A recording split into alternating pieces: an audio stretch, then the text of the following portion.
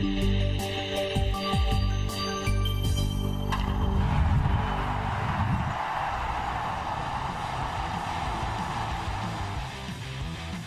into Banana Ball, live on True TV. Tonight we bring you the middle game of a three-game set in Savannah, Georgia, between the Firefighters and Savannah Bananas. Last night, there was a thrilling come-from-behind 3-2 victory for the Firefighters to take the series opener.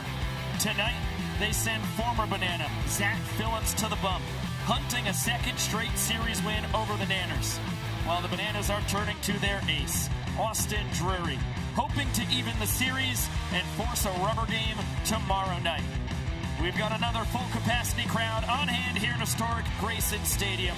Over 5,000 fans making this the 625th straight sold-out crowd in Banana Land as we welcome you inside. With the statistical savant of Banana Ball, Josh Talevsky, I am Biko Scala. Happy Big Tiger Friday to all who celebrate. Thank you so much for spending it with us here in virtual Banana Land. Boy, what a heck of a 6 innings the Savannah Bananas played last night, and then what a phenomenal final 3 the Firefighters played to steal that game. Yeah, I mean, you consider the way in which they figured out their offense innings 6 through 9 in that competition, and the fact they were down quite a bit in that trick play race, but innings 4 through 8, the Firefighters racked up 8 trick plays to earn that equalizer point, and that was the deciding factor in their win. But if I'm the Bananas, I feel like I got punched in the mouth a little bit. Luckily, they get to turn to their ace in Austin Drury tonight.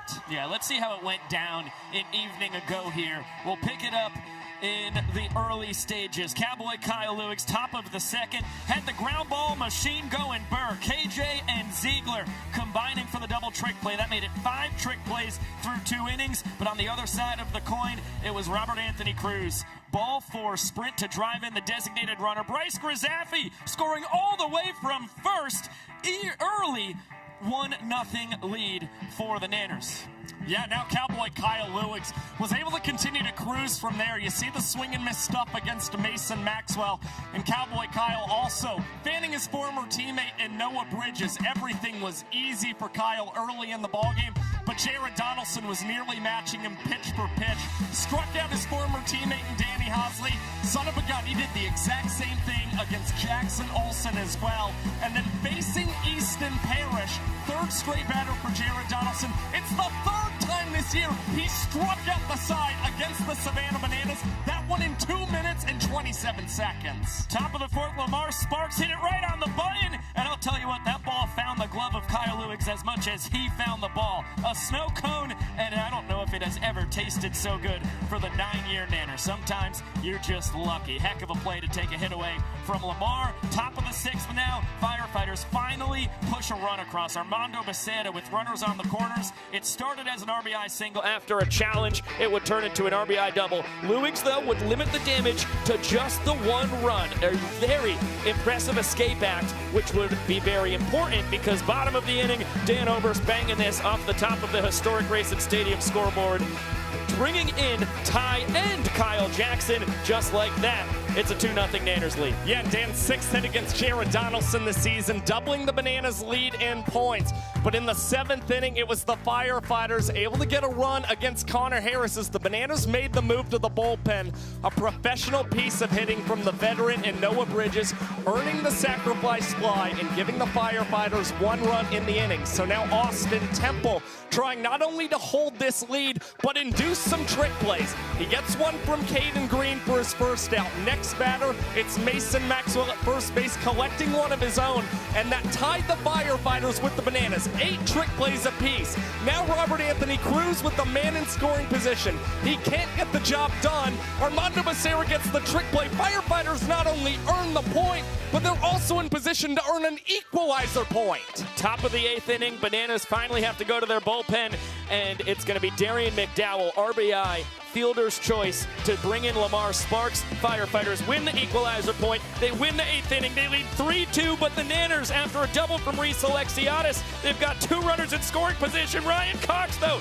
grounds out to Eric Jones Jr. Perfect throw to Zachary Bridges, who took his spot behind the dish. Bill Leroy, last hope for the Bananas. 3-2 count. Game tying run still at 3rd. Johnny Hummel, are you not entertained? Goes to the bender on the payoff pitch, strikes out the Bananas captain, and the Firefighters escape with the 3-2 win. I mean, a gritty win for the Firefighters in last night's contest, and yet again, they're able to turn to Johnny Hummel, who turns up that strikeout stuff when he needs it the most to be able to get the Firefighters that win and earn himself yet another save. And as you can see, 11 hits across the ballgame for the Firefighters, powering them to that 3-2 win. They got 2 points from the offense across the 3 runs scored, and then the decisive point on the equalizer point, out trick playing the Bananas through 8 innings of action. Tyner Hughes powered the offense and the defense. 3 hits in his first 3 trips to the plate, and then a couple trick plays at second base. That was a really impressive game all around for Tyner Hughes. And again, those trick plays, they also made such a big difference in helping the Firefighters earn that equalizer point. I know that's on his mind as they're going to try and earn it yet again, as you now get a look at the way things have gone for the Savannah Bananas. We mentioned it last night. This team, coming into July this season, was 26-3 all-time. They had won 20 straight games in the month of July.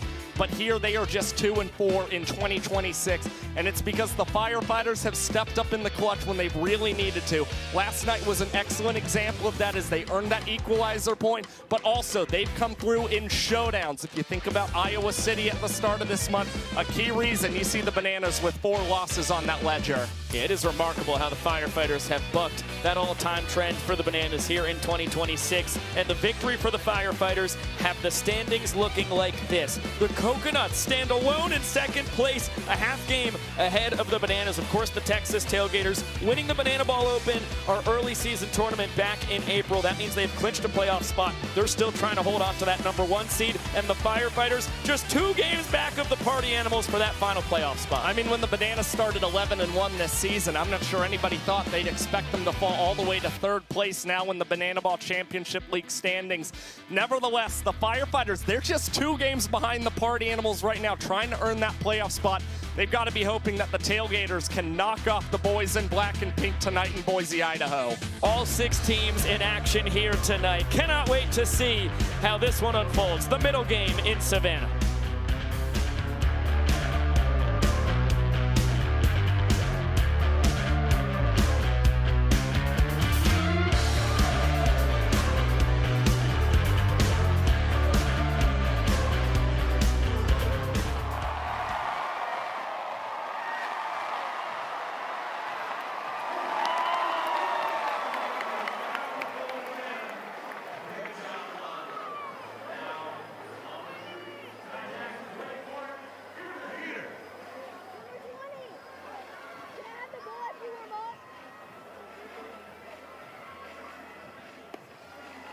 Get up for 1 and the first Golden Banana.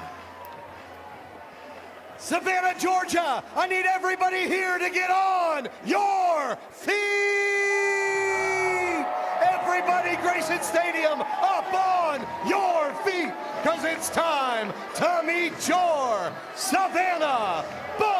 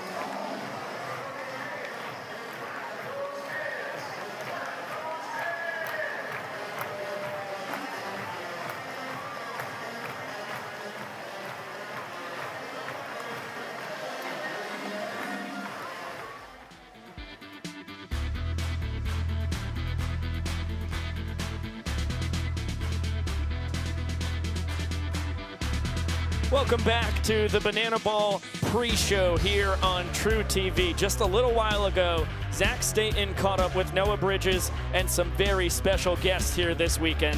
Let's take a listen. Well, there are certain stories here in Banana Ball that just go bigger than the games we play or the stadiums that we play in. And the story of Auburn Banks is certainly one of those. At 15 years old, she was diagnosed with a tumor on her brainstem, one that ultimately took her life back in March. This weekend, her family is here. Her mother, Amanda, her best friend, Maria, and her sister, Catherine. And donating her name on the back of his jersey is Noah Bridges. Noah, how did you get to know Auburn, and what does her legacy mean to you? Yeah, man, I met Auburn after a game a couple years ago, and we bonded because my middle name is Auburn. And then, you know, I was like, that's such a rare name, you don't hear that much. And then just see the joy on her face, and then she really made an impact on me because I would have never known that she was battling an illness. And she was very concerned with making everybody feel comfortable, and she just had a certain light about her. And getting to know her more and more, she was very big and bold about her faith, which I really loved. And the way that she was resting on her faith and in the Lord made an impact on me, so I wanted to keep up with the family. And when I heard about the news, I felt like I needed to, you know, represent a little bit. But yeah, it was a great honor to meet her, and she was awesome. You can take a look at the jerseys here. They say Auburn strong, and all three of the iterations of Firefighter jerseys have that on here. The players will be wearing these purple bandanas and wrist tape. To be able to honor her like this, why was this so important to do this on this particular weekend, Noah? I feel like the platform that we have, from the game, meeting Auburn, it made such an impact on her that she loved it a lot. And I just feel like we can do a lot more with the platform that the Lord's given us. And I feel like this was a great example and a great way to test it out and try it. But, yeah, I just feel like she had such a joy about her, and a lot of people deserve to know and know about her story. And then I would like to also support the foundation that the family has started. So I want to donate these jerseys to it and help raise some money for other families that have childhood cancer. Amanda, I want to ask you real quickly, what does it mean to have a player like Noah Bridges in the corner of your daughter to continue her legacy even after her passing? It's just, there are really no words. When you have someone on a platform like this that really just takes, you know, what's happened to your family and wants to give back in this way. He's kept up with us. Him and Auburn shared a bond, and it's just, like he said, she was not shy about her faith, and she followed him on Instagram, his stories, and this was a place that she loved coming. She loved coming to Grayson Stadium, and from the very first time we came, this place will always be very special to us, as well as Noah. And just these guys around here, it's just amazing, and to have this opportunity, there just really are no words to say how thankful we are. We're so thankful that you're here, and we're so thankful that Auburn's legacy will continue on with these great jerseys. It just goes to show you that sometimes something is bigger than Banana Ball. Guys? Could not agree more, Zach. Thank you so much for that. And Auburn certainly in all of our hearts here this weekend in Banana Ball. Let's take a quick journey back to this past Sunday afternoon in Chicago.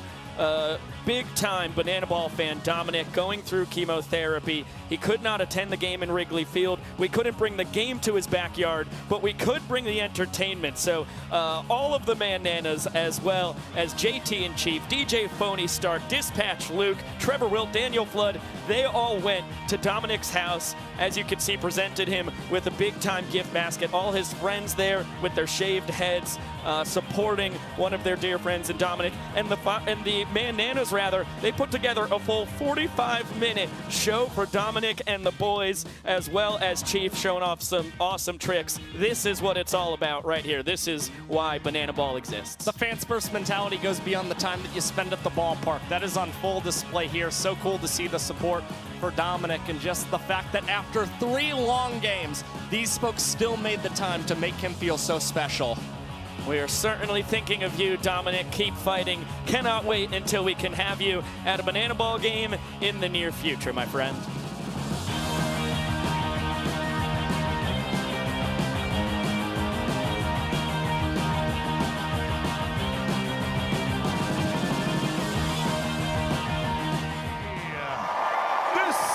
Is wrecked. He is 3 months old, 14 pounds, and he looks remarkably uncomfortable. But that won't let us stop us now Keep the good vibes going. Keep your spirit fingers wiggling. And Savannah, Georgia, give it up one more time for our banana baby. It's red.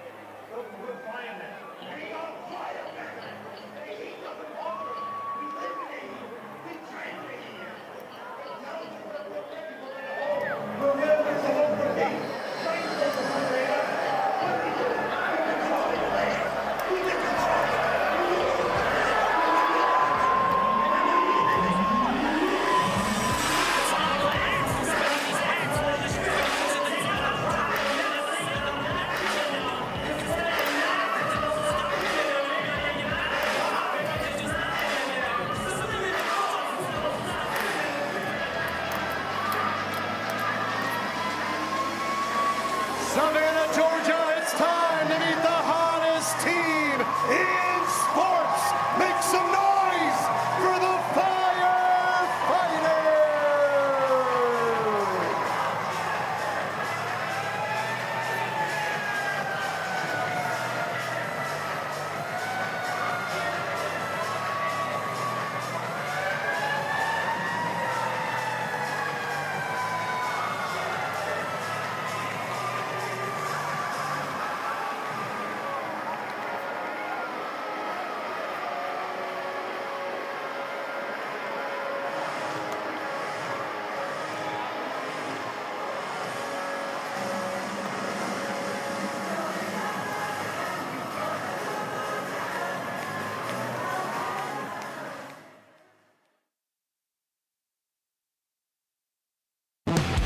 Banana Ball is the fastest and most entertaining show in sports. And the 11 rules guarantee the most fans-first experience every second. Unbelievable! Welcome to the Banana Ball Championship League. Rule number 1, win the inning, win the point. The team that scores the most runs in an inning wins the point. It's a walk-off winner to the deepest part of the field. Oh my goodness! With the Equalizer Point, trick plays provide the away team an opportunity to earn a point going into the final inning. And in the final inning, every run counts as a point. Rule number 2, Banana Ball has a 2-hour time limit, guaranteeing that every game is fast-paced and action-packed. Rule number 3, no stepping out of the batter's box. If you do, it will result in a strike. Max stepped out of the box, and because he stepped out of the box, that's it! Rule number 4, no bunting, because bunting sucks. If you bunt, you'll be thrown out of the game. Rule number 5, batters can steal first base. Ball 3, Gideon taken off for first throw from Leroy in time. Rule number 6, there's no walks.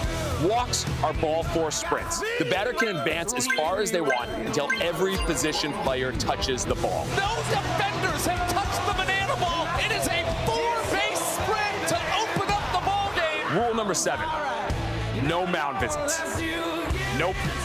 Rule number 8, foul balls caught by a fan count as an out. Oh, they caught it! They did! They caught it on the third point! We're doing a showdown! Rule number 9, the showdowns. In showdowns, the best of the best face off in the biggest moment. One hitter versus one pitcher with one fielder behind him. And the hitter has to score. Deep to right center! See you later! Rule number 10, the Banana Ball Challenge Roll gives the coaches and you, the fans, a chance to impact a call on the field. Rule number 11, the Golden Batter. Once a game, each team can give any player an at-bat, regardless of the lineup. This offers the biggest matchups on the biggest stage. Big on big. Gamer, let's go! Let's go! Let's go! Get out of here, ball! That thing had a family! And those are the rules of Banana Ball. Thank you very much, virtual Jesse Cole. I hope Greece is still treating you very well. Take a look at historic Grayson Stadium, 100 years young. Built in 1926. It has never looked better, as we've got over 5,000 fans on hand here for game 126 this year. And let's take a closer look at the equalizer point. Remember, every inning is worth a point in Banana Ball, but then the equalizer point added for the playoffs last year. This is the first full season with it, where if the away team has more trick plays than the home team going into the final inning, they get a point. That was key to the Firefighters' victory last night. Yeah, 2 of the last 3 games between the Savannah Bananas and Firefighters, we've seen the equalizer point be earned. The Bananas were able to do that last Saturday afternoon, and then last night it was the Firefighters who, again, they had 8 trick plays, innings 4 through 8, that helped net them that equalizer point. And you just got to look at the data. Zach had mentioned last week when the Firefighters beat you in trick plays, they're going to beat you in the ball game. And the same can be true when they have earned the equalizer point. They earned it against the Clowns in late March. You also saw them do it against the Party Animals and get that victory. Not only did it keep the Party Animals out of the Banana Ball Open, it helped propel the Firefighters to that 2 seed in the Open as well. And then you saw last night the equalizer point, that big difference maker, and them topping the Bananas in Grayson Stadium. Yeah, that was integral in the 3-2 win an evening ago. And the Firefighters, with those 3 games where they have won the equalizer point, that's only the 5th most in the tour. The Indianapolis Clowns, who won 1 equalizer point, that's the only team with less than the Firefighters. Let's get a check-in with our dear man Sam Bauman down on the field. SB, what's going on? Hey, Vico, Josh. Now, we often say Dakota Stiltz Albritton is a one of one. There's just no way to replicate the type of athlete he is. Well, last night, we may have come as close as humanly possible, finding someone who's not quite as tall as him, but has dreams certainly just as big. Take a look. Escorting the world's tallest batters, Rockwell Mini Stiltz. And now coming to hit, Dakota Stiltz Albritton.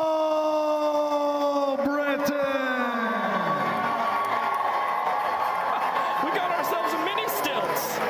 The first time I saw him, it was on my grandma's computer. We figured out what he was standing on, and they were called stilts.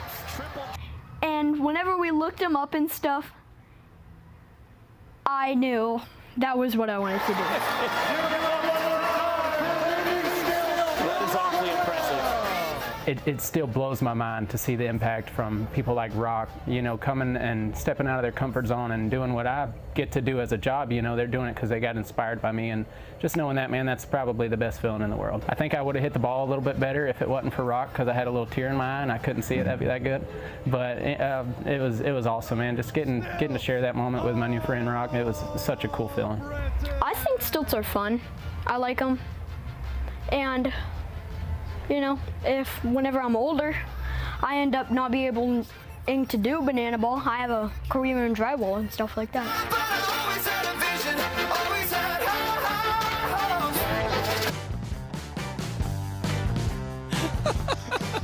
Thank you very much, SB. Those are wise words from young Rock. I mean, just always good to have a backup plan. Oh, wow. Thinking about how the skills that you acquire as a child can parlay into all kinds of different ways to make a buck when it's time to be an adult. He's wise beyond his years. He's got the right plans in this life, that's for sure. Maybe we'll get a mascot that's also on stilts. That could help. Yeah, I would be very excited by that. I'm also very excited about the pitching matchup we've got here tonight. We get to see Zach Phillips making only his 5th career start in his illustrious Banana Ball career, and for the 2nd time in 2 weeks, it's against his former team, the Bananas. Well, on the other side of the coin, Austin Drury, who's been one of the best pitchers in the sport here in his first year in Banana Ball, leading the Bananas with those 73 innings pitched, leading the entire tour with the 70 strikeouts you see. Yeah, this is a really fun pitching matchup, a rematch of what we saw last Saturday afternoon. Zach Phillips, even though he was handed the loss, threw 3 sub-2-minute innings for the Firefighters in that contest. You still saw a lot of quick work, but Phillips still hunting his first career win as a starter. And meanwhile, for Austin Drury, he's just done so many things right this season for the Savannah Bananas. He's the guy who helped lead them to an equalizer point, and you see a 4.07 earned run average for AD. That is currently 10th among qualifiers in Banana Ball this year. Yeah, as he has matured in his first season in Banana Ball, he continues to get deeper and deeper into games. This is one we expect to see a lot of AD on the bump. And take a look at how good The Firefighters pitching has been against the Bananas. Those are top marks in ERA, MPI, ball four sprint, and strikeout percentage compared to against the other 4 teams in the sport. And then for the Bananas, their ERA and MPI has been their best against any of the other 4 teams in the sport against the Firefighters. Well, again, the theme this season, in this season series, has been that these guys play incredibly close games against one another, and you've got to try and win those games at the margins. We know the Firefighters, the pitching has really been the biggest letdown of this squad, but nevertheless, they've had the most success against this Bananas team. You see the ball four sprint rate below 10%. That is so crucial for any squad. They're doing that really successfully, getting a lot of swing and miss at the same time, and so those are recipes for a lower earned run average. Now, meanwhile, for the Savannah Bananas, they're also doing things really, really well. In fact, they're beating the Firefighters both in ball four sprint rate and strikeout rate.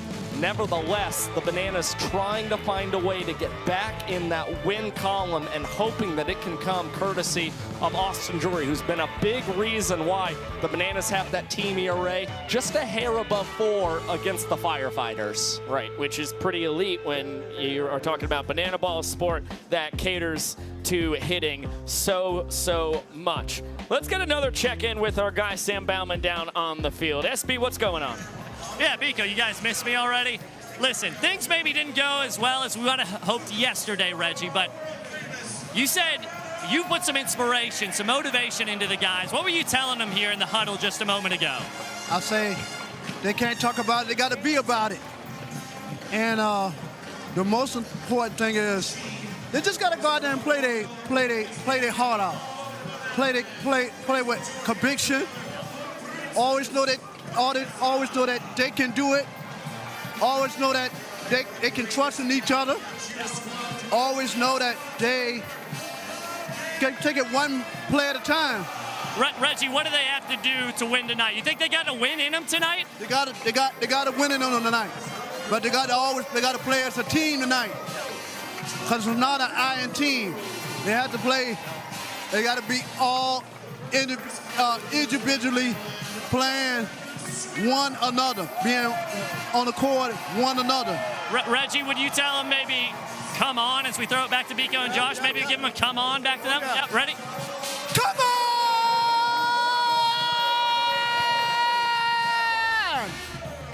You guys get that? Oh, we got it loud and clear. We've got these headsets where the sound just blasts straight into our ears. So I'll tell you what, that was Reggie straight to the brain. Thank you very much, Sam, and thank you, Reggie, for lending us your insight. That is as big a legend as we have in the sport here of banana ball, as we get a look at how much more success the Bananas have had with their first-round draft pick, Austin Drury, on the bump than without. As you can see, 3-2 at home. This is since the Open compared to 3-5 on the road. And then it really shows when they're the away team, 4-3 at home compared to 2-8 on the road. And the run support has been much better when Drury is pitching compared to anybody else getting the start. There's a lot to break down here, and it starts with the fact that the Bananas are 7-5 since the Open, with Drury 5-13 in all other games with other starting pitchers. And then I'll direct you to the footnote here at the bottom. It's a difference in runs you need to win as a home versus an away team. Usually that away team needs a lot more runs to try and win a ball game. And you see right now, the Savannah Bananas are still below average both in home games and road starts for Austin Drury this season. Nonetheless, it looks a lot better for Austin Drury when he's pitching in those away games than it does in those home games. And the Bananas are just hoping that the run support remains this consistent. It has been much more towards the average when AD's taken that mound. You've seen a little bit more confidence from all those bats and them showing up. Hopefully that remains the case here tonight in Game 2. Yeah, it proved to be the case last night. The Bananas only 3 runs of support for Kyle Lewis, Connor Harris, and Danny Hosley. As you get a look at our fan warm-up underway here. This is the final stages we are entering of the warm-up process. As the fans, a full capacity crowd, they are getting loose. We are less than 5 minutes estimated away from first pitch. Wonderful job from that youngster and Ty Jackson getting everybody moving it and grooving it. And here is the grand finale, the young professor.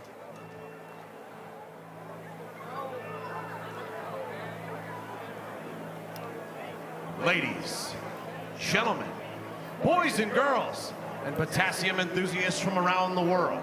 Tonight, you and thousands of your friends here live, and millions more watching at home, have gathered here to witness something beyond your wildest imagination. From Montana to Savannah, from the Isle of Man to Tokyo, Japan, the Banana Maniacs come from across the globe to witness this. This is not baseball.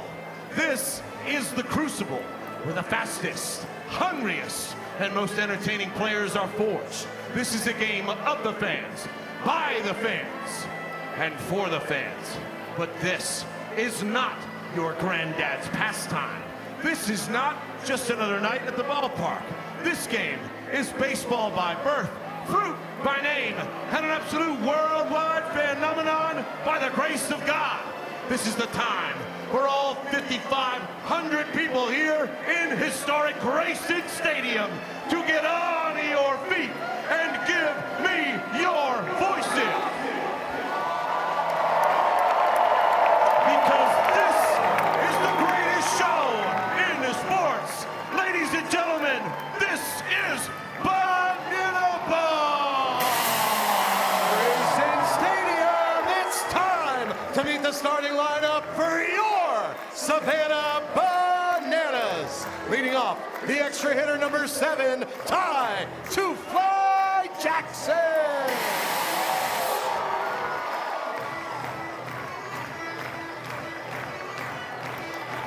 At third base, number 4, Kyle K.J. Jackson.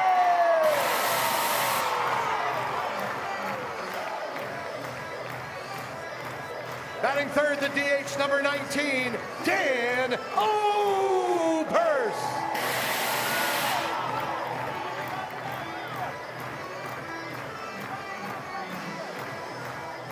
Center fielder, number 2, Reese Superman Alexiadis.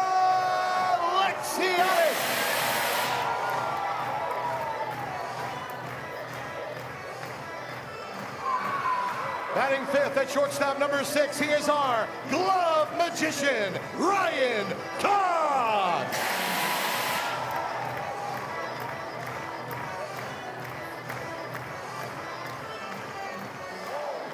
Behind the plate, he is the captain, numero uno, Bill Leroy.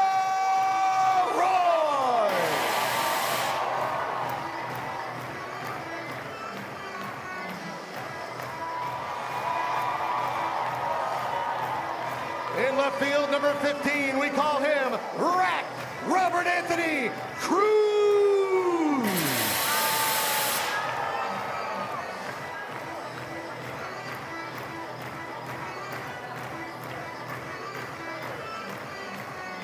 Right fielder number 18, he does it all, baby, Danny Hosley.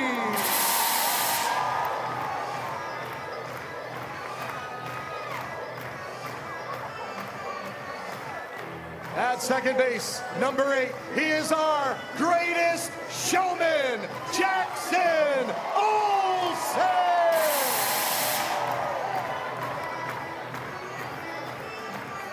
And at first base, number 3, the Raging Cajun, Bryce Grizzappi.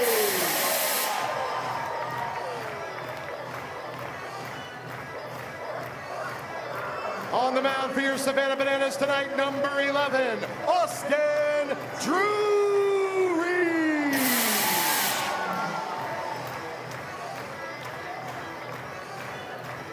Your Savannah Bananas are led by Tyler Gillum, assisted by Adam Byro Virant, Ryan Kellogg, Bryce Stover, and the legend, Reggie Horton. That's the lineup for the Savannah Bananas. When we come back, we'll get the lineup for the Firefighters, and first pitch coming up in just a minute.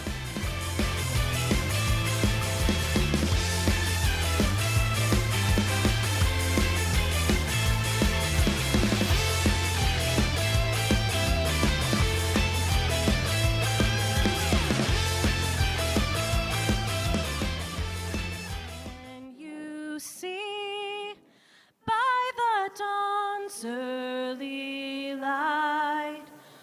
what so proudly we hailed at the twilight's last gleaming, whose broad stripes and bright stars through the perilous fight o'er the ramparts we watched were so gallantly streaming, and the rocket's red glare, the bombs bursting in air, gave proof through the night that our flag was still there.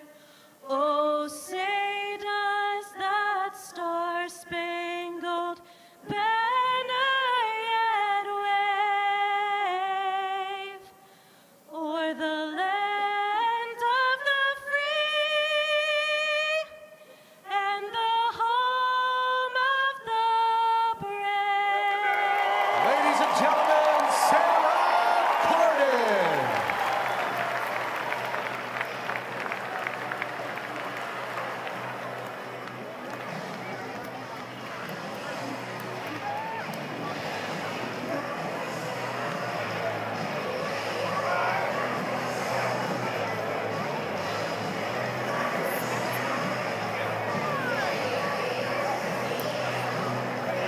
Let's hear it for the Firefighters and your Savannah Bananas! Grayson Stadium, I need you to sing this really loud. Let's go!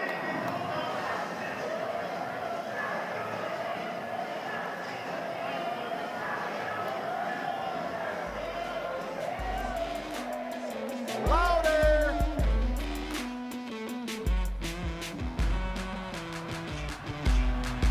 The Savannah Bananas and the Firefighters taking part in the ceremonial kick line, the final step in the pregame preparation before the battle commences. The Firefighters at 19-23, the Bananas 22-19.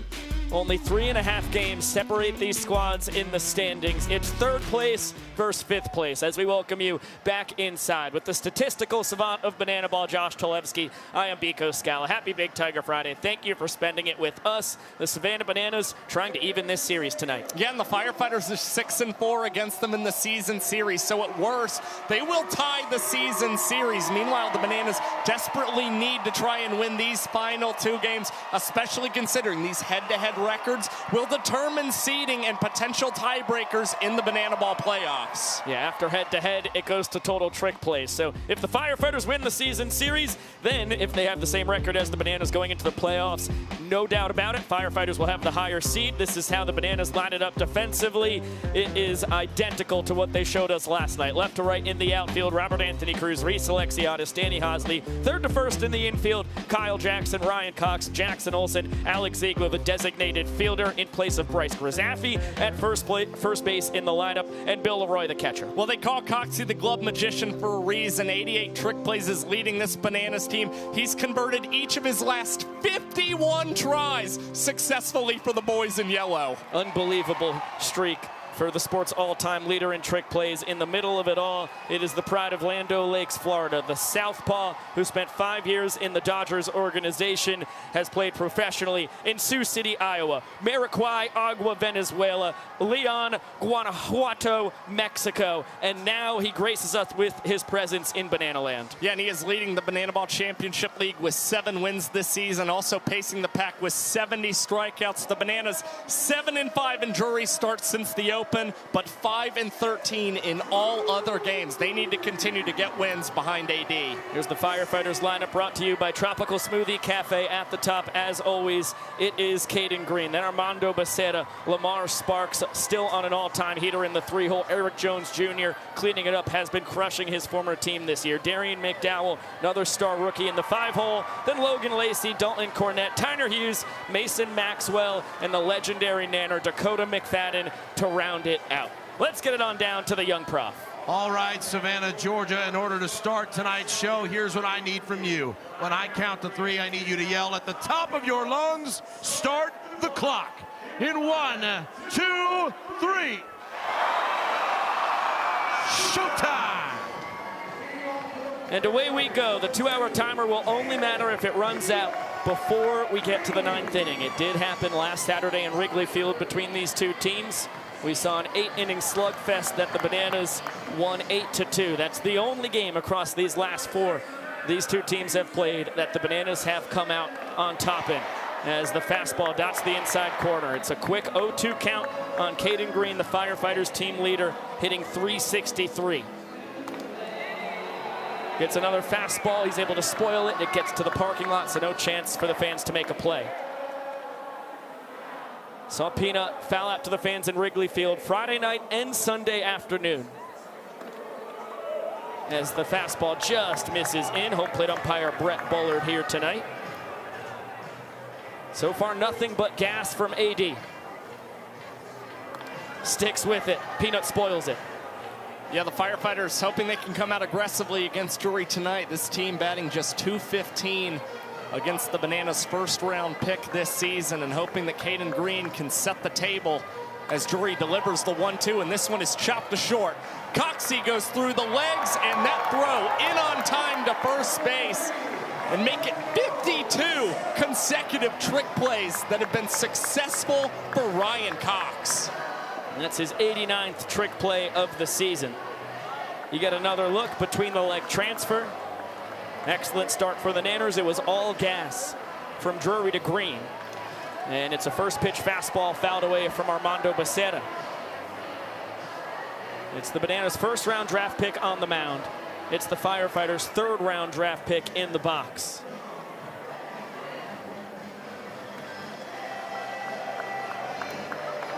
Mondo, a collegiate Banana back in 2022, teammate of Caden Green, who hits before him in the lineup. Has been back in the world of Banana ball since 2024. A party animal each of the last 2 years after he debuted with Banana Ball's developmental team, the Visitors. Such an important part of this Firefighters team in 2026 as Drury continues to pound fastballs in the zone. And here's the thing, Drury's looking to go deep into this contest. The Bananas have relied on that a lot this season. So you want to be able to go deep and still have a lot of pitches in your bag. If you know that you can beat them with the heater early, it hides all the other breaking stuff that you have in your arsenal and helps you continue to find success as you see these guys multiple times through an order. The fastball is about 92 to 94 on average for Austin Drury. Shattered bat, Jackson Olsen.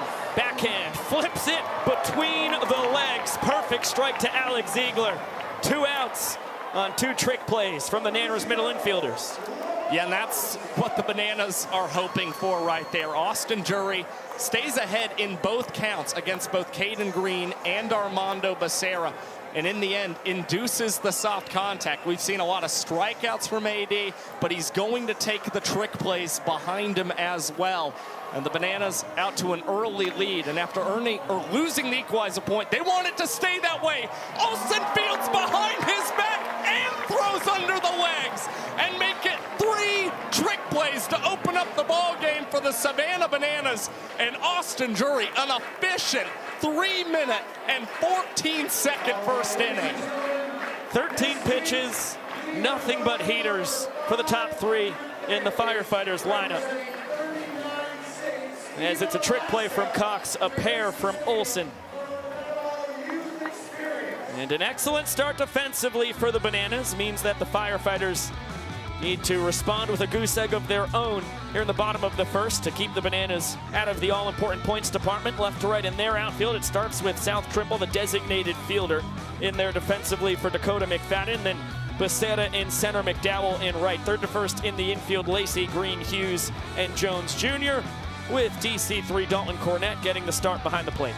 Yeah, they're going to lean on Caden Green and Armando Becerra tonight. 2 of 3 Firefighters with 20 or more trick plays since the start of June. They're without Mason Maxwell at first base, but Eric Jones Jr. has played a lot of first base in his career, mostly with the Savannah Bananas.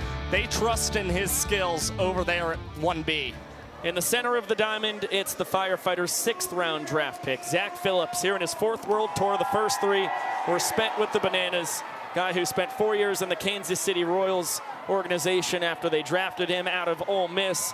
He's one of the fastest pitchers in the history of the sport. Had a very Jekyll and Hyde outing last Saturday in Wrigley Field. He had 3 innings in less than 2 minutes, as Josh has mentioned. In the other 2 innings, gave up 5 earned runs on 5 hits. Yeah, actually 6 hits for Zach Phillips, and the Bananas trying to hit him hard yet again as you got to look at their lineup presented by Tropical Smoothie Cafe. Ty Jackson, the man leading it off yet again for the Savannah Bananas, who are without DR Meadows. And then it's Kyle Jackson, Dan Oberst, Reese Alexiadis, and a spotlight on the bottom of this order. Tyler Gillum with Hosley, Olson, Grazaffi rounding out the lineup, and he said he wanted to try and stack the deck with some extra right-handed hitters. Hence why Hosley in that 8 spot and Bryce Grazaffi is in the 10 hole playing first base. Gillum trying to figure out how to jumpstart this offense. It's a massive loss this weekend. DR Meadows, as we talked about last night, is at his brother-in-law's wedding this weekend, so not available for any of the 3 games. And we've talked about how much worse this team plays all around when they don't have their usual leadoff man and center fielder. But Ty Jackson could do a heck of a David Ray Meadows impersonation last night, 2 for 4. A couple singles, but a couple strikeouts as well. Certainly not happy with this .267 batting average here in his 2nd full World Tour, 3rd year overall in Banana Ball. But a .391 on base percentage, great speed, phenomenal base stealer.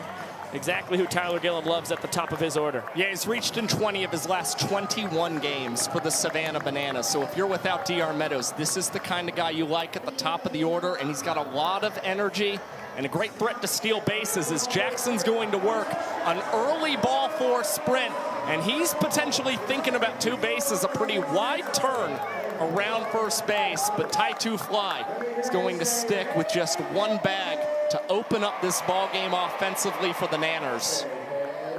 That is the inning-winning run on first base. 5 pitches from Phillips, 4 of them balls. Not what we are used to see from a guy who thrives on control. Not the hardest throwing guy you'll see. Fastball, high 80s, can get into the 9s, but cutter, curveball, and changeup to go with 4-seam and 2-seam heaters. Really makes his bacon on location and craft, as it's a ball and a strike on Kyle Jackson. His Banana Ball career has mirrored Ty's, who hits above him. Visitor in 2024. 2nd full tour, 3rd year with the Bananas.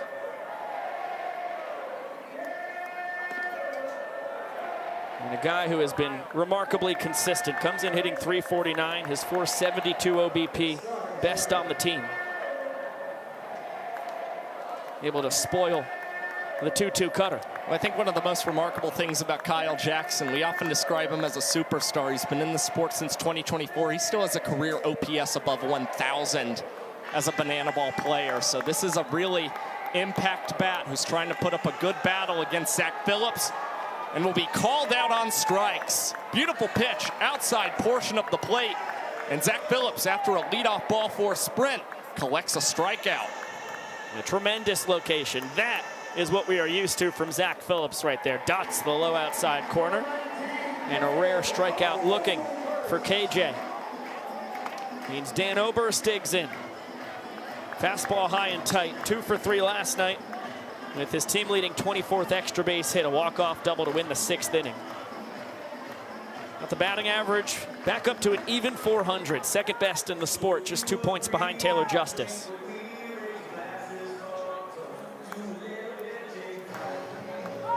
There goes Ty from first, swing and a miss from Oberst. Throw from Cornett, never stood a chance. Well, he picked the right pitch to run on. Zach Phillips going to a breaking ball there against Dan Oberst, helps him jump ahead in the count. Nevertheless, the Bananas now with the man in scoring position. So in the event of another ball 4 sprint, not only would the Bananas get a run, but the first point in tonight's game.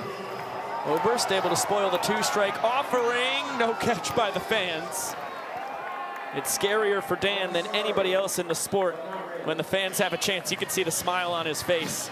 8 foul outs to the fans this year. That leads the tour, which includes 3 last weekend in Chicago.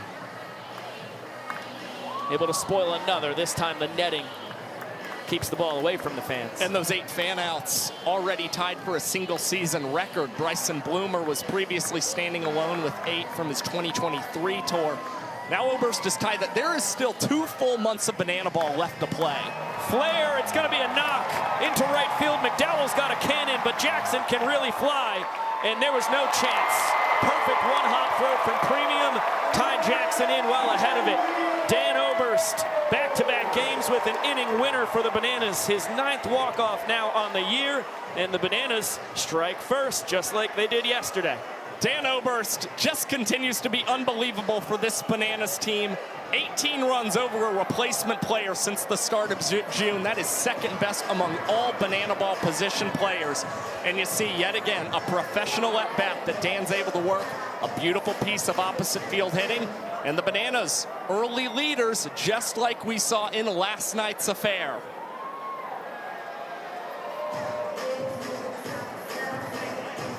Maceo Harrison leading Nisnik, Young, Goldberg, and Jackson in the celebration. And let's get it on down to Kaz Egan. Here in the banana ball fire department, it's always important to keep around some fire hydrants. So on the first base side, we have Braden in a fire hydrant costume, and on the third base side, we have Connor in a fire hydrant costume. Well, we also happen to find some Dalmatians way down the foul pole lines. Now we are going to have them race to their fire hydrant.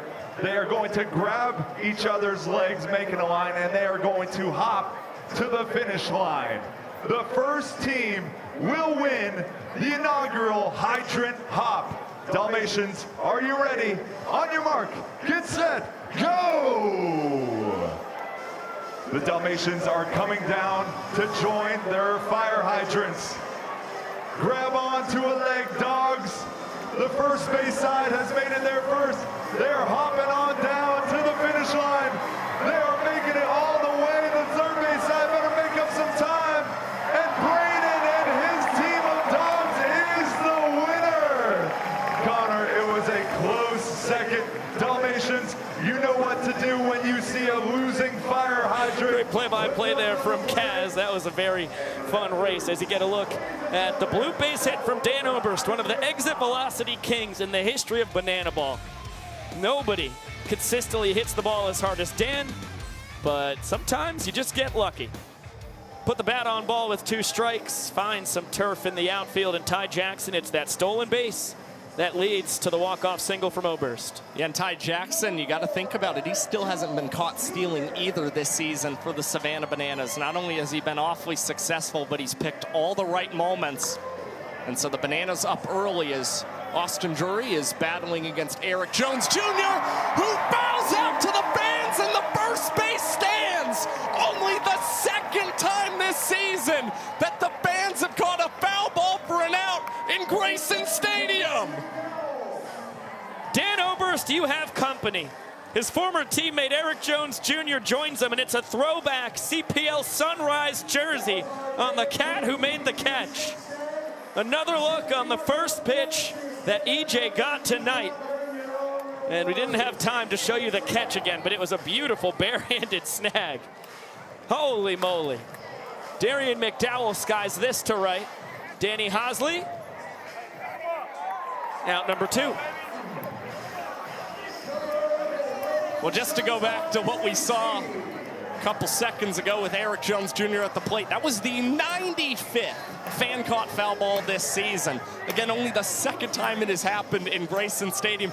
And you see the Bananas, they've already brought that fan down onto the field just to congratulate him and thank him for his service tonight. And EJ, another legendary moment in his career, the 9th time he has fouled out to the fans across his 5 years in the sport.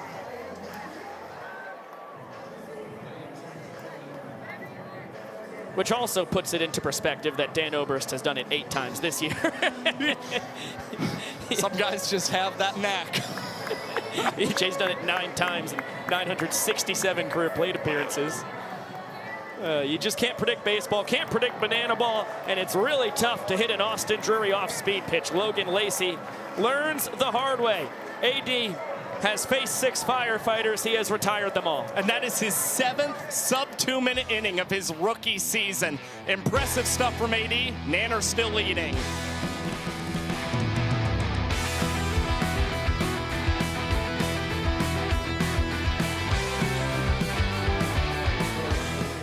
We're having a decision that's about to be made right here and right now. Because over here, I've got 3-year-old McKenna. Everybody say hi, McKenna. In just a moment, she is going to have to pick between her parents, mom or dad. We're going to send mom and dad down that way, and she's going to have to decide who she's going to run to. See, but here's the thing. Whoever she goes to, well, they're the winner. But whoever she doesn't go to, well, they are going to wind up taking a pie in the face. I know, so this is an important decision. The fans, I want to know, how many people think that she is going to pick dad? Got a little bit of support there, Pop. How many people think she's going to pick mom? All right, mom seems to be the favorite according to our fans. But parents, I'm going to send you guys over there. Kenna, you're going to stay right here with me and MJ. And in just a minute, we're going to send Kenna down there. We need you guys to encourage her and cheer her on as she gets ready to make this very important decision. All right, mom and dad are there. They're waiting. We're all waiting to find out how this is going to go. Kenna, on your mark, get set, go. You are watching Banana Ball on True TV, presented by Tropical Smoothie Cafe.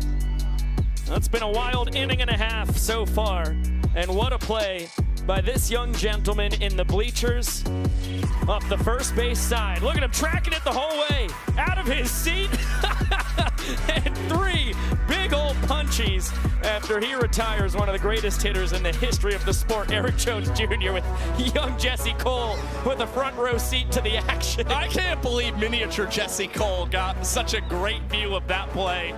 Double thumbs up from that pan. And I'll tell you what, it's the first base stands. That's been where these 2 fan-caught foul balls have occurred in Grayson Stadium. So this is where the batters have to beware when they're playing in Savannah, Georgia. Zach Phillips out for his second frame of work. He got a strikeout in the first, but a sprint and a single to Ty Jackson and Dan Oberst was all that the Bananas needed to walk off the inning as Reese Alexiadis pops it. Tyner Hughes will pop it back up into the air. Caden Green corrals it between the legs. Double trick play. And just like that, the Firefighters have the trick plays cooking after they earned the equalizer point last night in their victory. Yeah, and because of the walk-off the Bananas got in that first inning, Firefighters only grabbed 1 out. It came on a Zach Phillips strikeout, so the defense hasn't had opportunities when they can get soft contact like that, especially on those pop-ups in the infield. That's where you're going to see guys coming together, trying to maximize their trick plays, as the Firefighters certainly want to earn a 4th equalizer point this season. Got a quick look at the numbers offensively for Ryan Cox here in his 5th World Tour. Known for his wizardry with the glove, but he gets better and better with the bat. Every year he has been here. 385 on base percentage is what jumps out.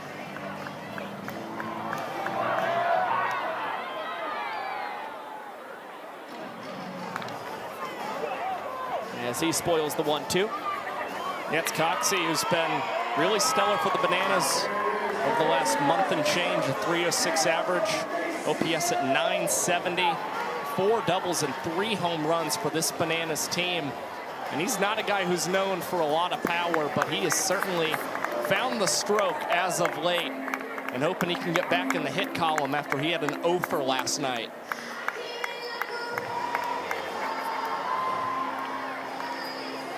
Able to get bat on ball again. This is a very catchable ball for the fans. Oh, right through the breadbasket. Guy had the glove too. All Zach Phillips can do is smile as Maceo Harrison puts a flourish on his wrecking ball dance while he coaches first base. Heater just misses wide. Count even at 2-2. Philly, of course, knows a thing or two about foul outs to fans over in the third base side here in Grayson. He caught one as a fan for the Party Animals in the playoffs last year, as that will be an Eric Jones Jr. trick play, flipping it between the legs, getting air between the bare hand and the glove. And now we're even at trick plays. Yeah, and on those unassisted trick plays, over at a bag, you need to see the ball leaving the hand or the glove. And you see Eric Jones Jr. making sure that ball has a little bit of time suspended in the air before he comes down with it, just to make sure the element of trickery is there. And now the Firefighters evened up with the Nanners and hunting a lead as Bill Leroy takes strike one. That was a big-time bender from Philly of the backdoor variety. Able to steal strike one, as it's now even at 1-1 on Leroy. Philly's primary longtime catcher during his tenure with the Bananas. Tries to go back to the backdoor bender, can't find it. And Leroy still hitless against Zach Phillips, 0 for 5 against him in 2026. It looks like it's gonna stay that way. Logan Lacey taking control in the infield, tipping it. And Caden Green diving to secure the trick play for showtime. How about a 1-2-3-4 trick play, bottom of the second for the Firefighters, who are ahead in trick plays through 2 frames. Impressive defense from the Firefighters, and a nice rebound for Zach Phillips as well. Firefighters now leading in trick plays, but still trailing the Nanners 1-0.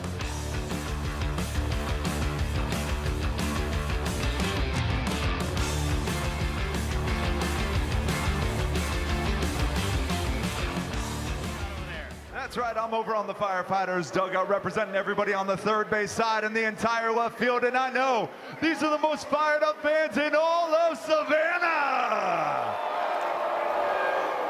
Yeah, that's what you think, big guy, because I'm over here with fans behind first base and everybody out in right field, and they are the best in class of Savannah, Georgia. May the best side win. Shark, hit the music.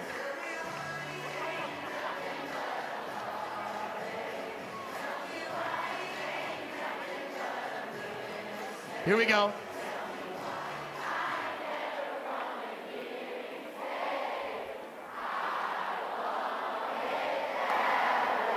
That was absolutely incredible. First points going to the first base and right field side. Well done. Next song right here.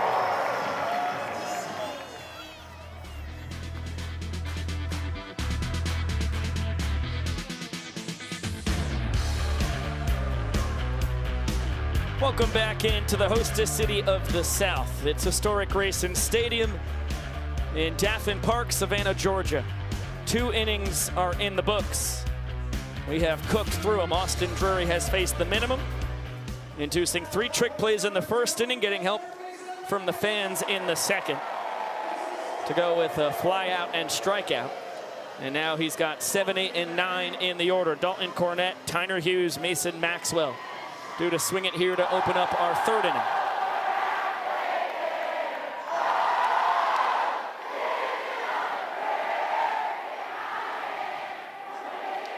Fans still singing, and they're going to get an opportunity on this Cornett foul ball. Nobody in the area. DC3, a legend of the sport. Started his career back in 2022 with the Party Animals on that 7-city tour, and has stayed all the way since then because of hitting just like that. Served out to left center. First base runner for the Firefighters here tonight.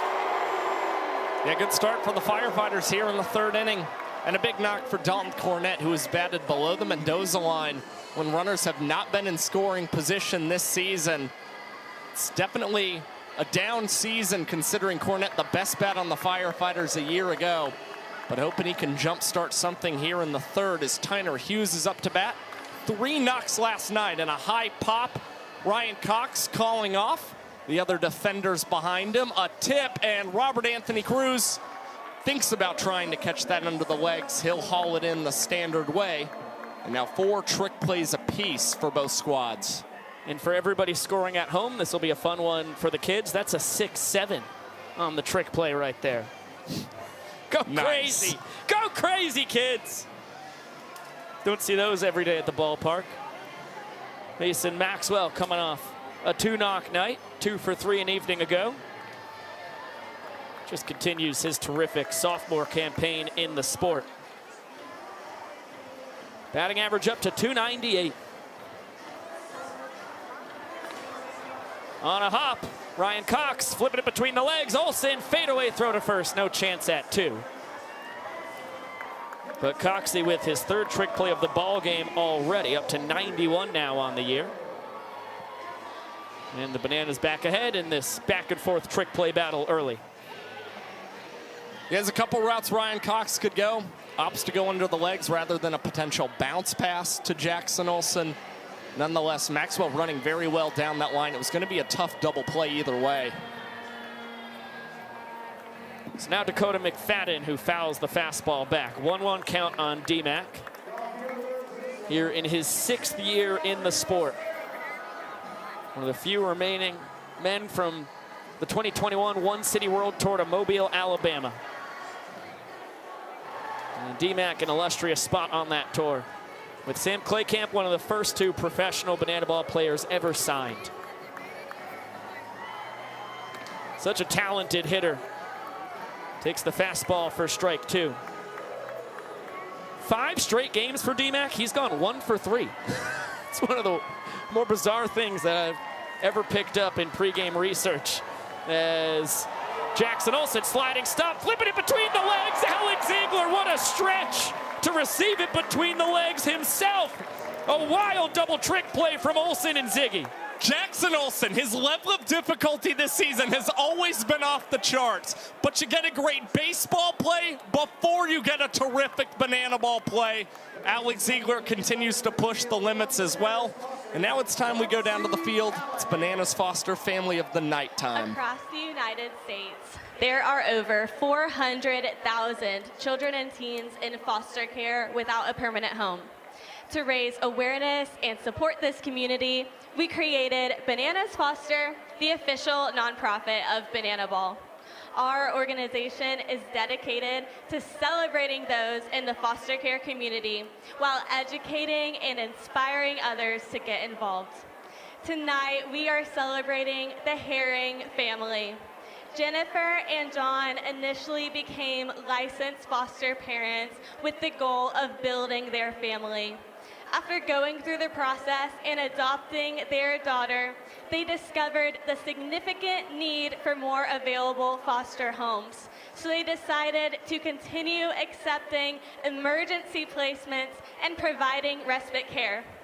Over the past 6 years of being licensed, they have rarely said no to a child entering their care, welcoming 125 children and teens into their home. Fans, please help us celebrate the Herring family for making a difference right here in your community.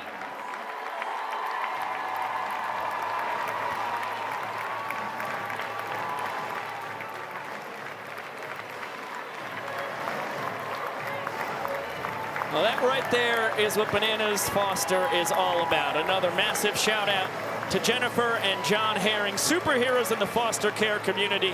What a treat for us that we get to honor them here in Grayson Stadium.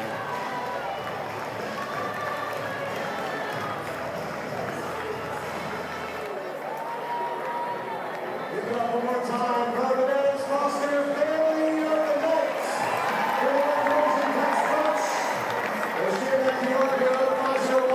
To get involved. Ladies and gentlemen, give those hands to our partner against your right field. It's the world famous Banana Band.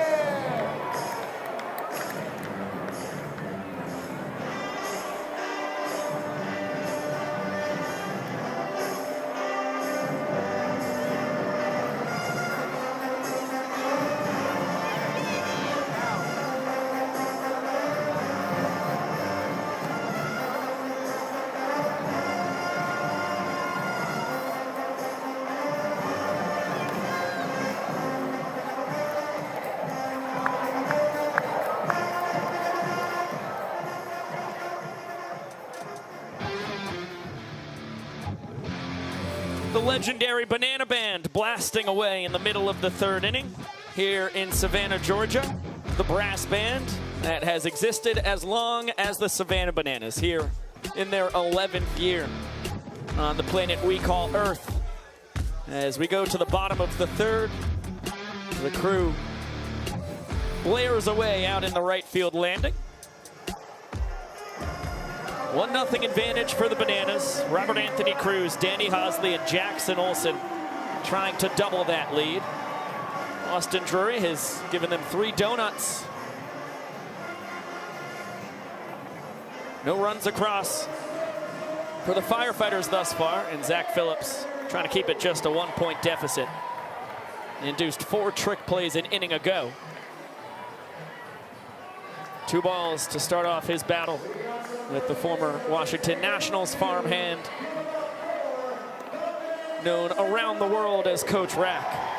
One of the social media superstars here for the Nanners. Year number 3 in the sport for Cruz, as it's a pitcher's pitch to get Phillips back in the count.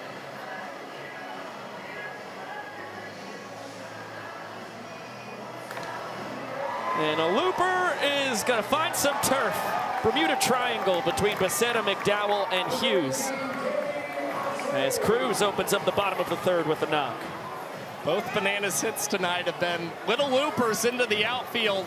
Nevertheless, they're going to take it as Robert Anthony Cruz now has a hit in 7 straight ball games for the Savannah Bananas, as Danny Hosley will take inside.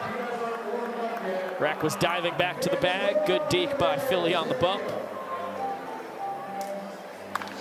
Hosley gets a hold of this. Out to left center. Becerra showing off the wheels. Slap a star on that in your scorebook at home. Mondo takes extra bases away from Hosley. Well, when the Firefighters drafted Armando Becerra, what they knew they could rest in was the fact that they had one of the best defenders out there in center field.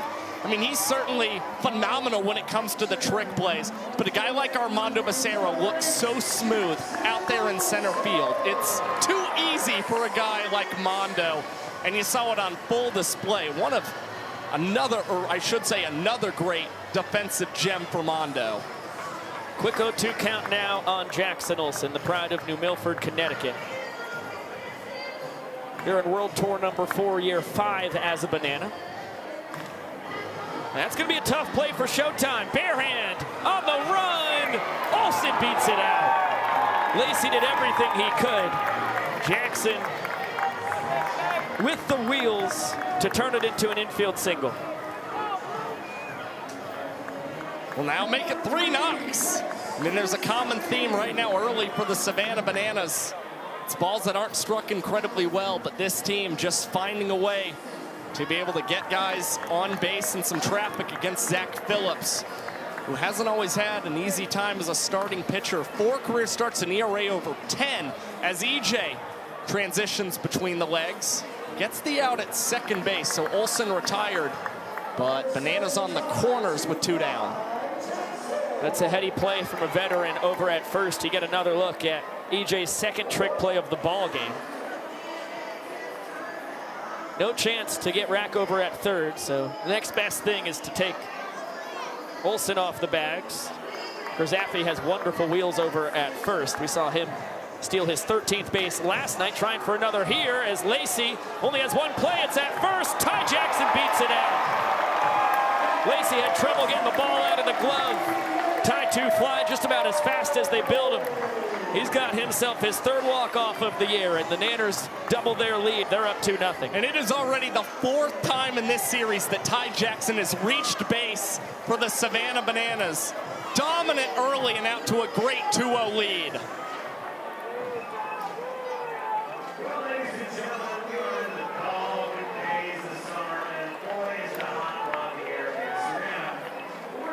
Things off here, and specifically we're going to cool off 2 different bands who are going to be competing in a dance contest. Let's go ahead and meet our contestants over here on top of the first base dugout. What's your name, my man?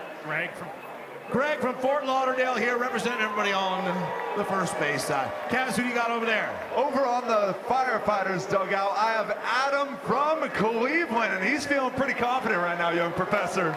Well, it's time to find out, because here's what we're doing, ladies and gentlemen. I said we're going to cool things off. These guys are going to show us some really cool dance moves. And while they're dancing, all of our fans in these sections are armed with water guns and water balloons. This one is called It's Raining Men. Whichever side does it the best is the winner. Here we go. Shark, hit that music. Start dancing. There we go. Come on, Greg.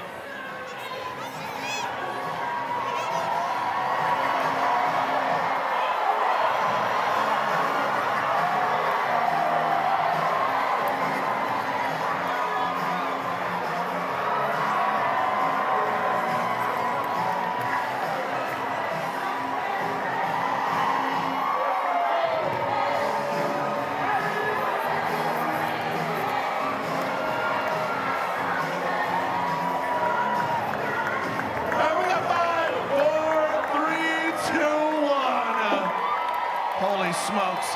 Oh, that one came in from over here. All right, fans, by a round of applause. And Shark, we're going to have you pick who the winner is. Is it our first base side? Is it Greg? Or is the winner on the third base side, Adam? Man, this is crazy. But I know that felt good. The winner of It's Raining Man, hallelujah. The winner is the first base side.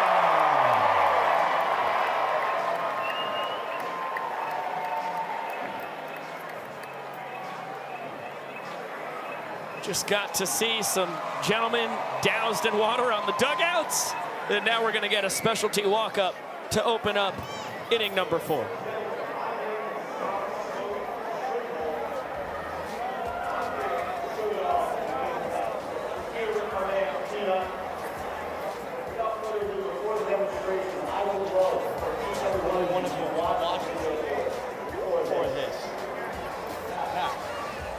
Peanut.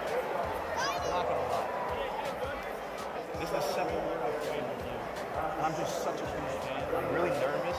I was wondering, can I get your autograph? Of course, man. Okay, so I got my playing cards here.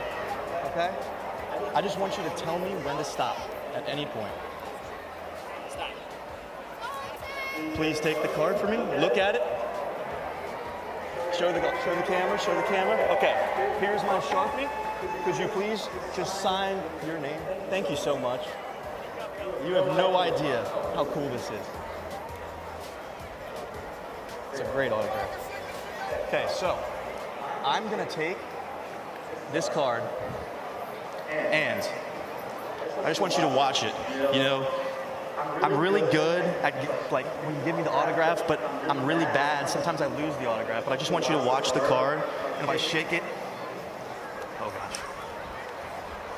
Oh no, I messed up, but it's okay.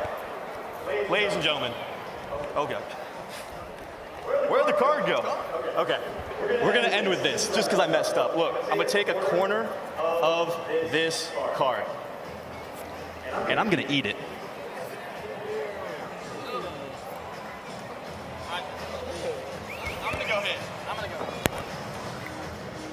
Wait, Peanut.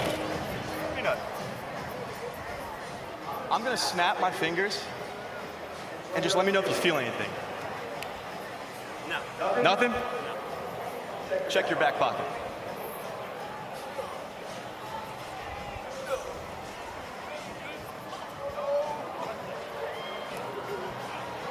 Ladies and gentlemen, we still got it to work, even with the mess up. We didn't actually mess up at all. Hey, I want you to go get a hit from me right here, all right? Love you so much. Ladies and gentlemen, thank you so much. I do not understand how South Trimble does it. The fake mess up into the trick. It got you. I saw it. It got you. Did you know what was happening there? Did you know that he was doing that on purpose? Not exactly, but I kind of had a feeling. I don't know. Well, that one is launched out to left. Robert Anthony Cruz, how about that for a magic trick? Backflip catch from Rack right after South Trimble pulls the disappearing act on the car. And that is a trick play and a milestone for Robert Anthony Cruz. That rack flip is trick play number 100 in his banana ball career. And I can't think of a better play for it to occur on than the one that has become the signature for the third-year Savannah Banana.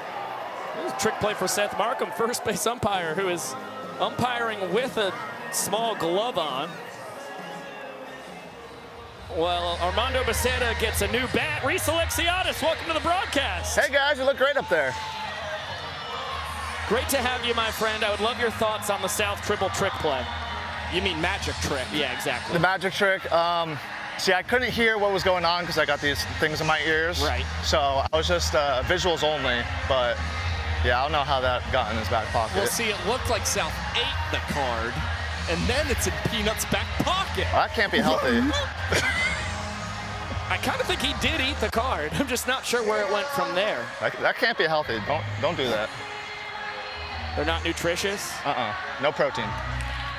Olsen Fielded between the legs. Thrown between the legs. Ziegler shoots between the legs. Let's go. Already 4th trick play on the game for your second baseman, a second for Ziggy. I mean, you got to be having a blast out there tonight, Reese. I am. I'm looking for some action myself, but that's all right. I'd love to hear your thoughts on your evolution as a trick play man, because you've got 48 this year. You've only come up empty on 2 of your attempts, and you're constantly pushing the envelope, especially with the tornado catches. How do you approach trick plays out in right field or center field? Constant preparation, always having a plan of what to do before the ball is even hit.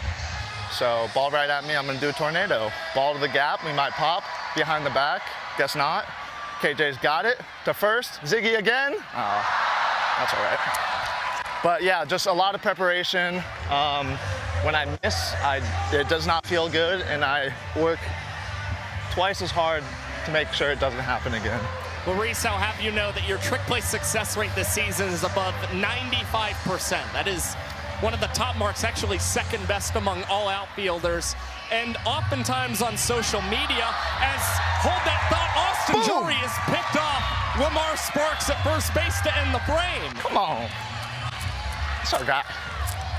Well, Reese, it was brief, but that means it was a great inning for your boys. Yeah, well, it's time to go hit. How about due up third, Mr. Alexiadis? Thank you so much, my friend. Thank you, guys. Best of luck tonight, Reese. Thanks.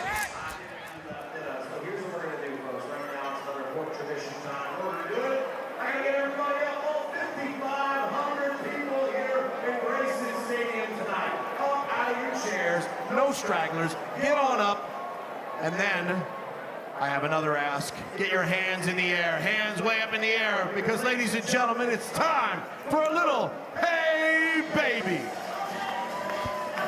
Start clapping it out. We're gonna sway our arms, we're gonna sing at the top of our lungs. I want them to hear you down in Richmond Hill. Come on, Savannah, let's get out.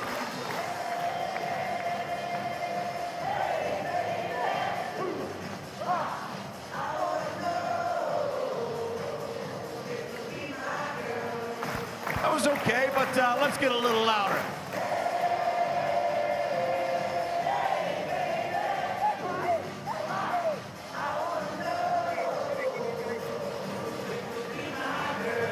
Keep clapping, Savannah. We're going to shovel it out.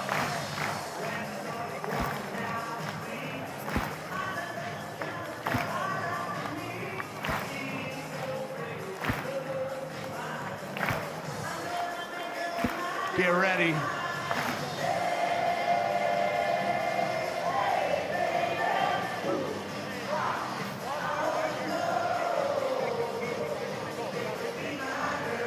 Come on, Savannah. Last one, best one.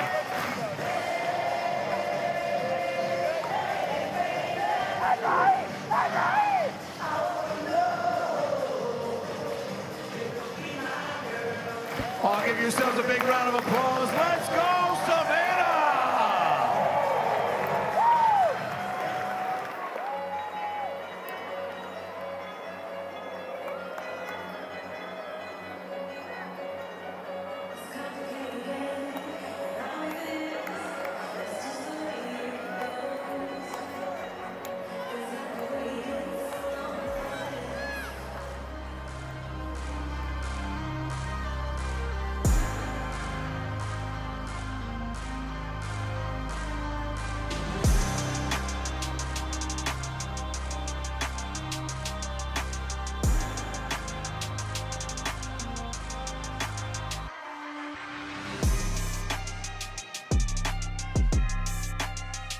To the bottom of the 4th inning we go, thanks to the first pickoff in the young career of Austin Drury. Lamar Sparks taking a couple steps towards second. And the old-fashioned take the left foot off the back of the rubber, whip a throw over to Ziegler. Sparks a dead duck. Yeah, and just a nice way for Austin Drury to pick himself up after Alex Ziegler got a little aggressive, trying to complete another double trick play in tonight's ball game. It's a lot tougher for those first basemen when they're receiving a throw that's coming all the way from the opposite end of the diamond over there at third base. High throw, wound up really not in Ziggy's range to be able to haul that one in. But Drury was quick on it, wanted to make sure he checked on Lamar Sparks, and still finished the inning in 2 minutes and 40 seconds. Big cut and a miss from KJ on the cutter from Philly.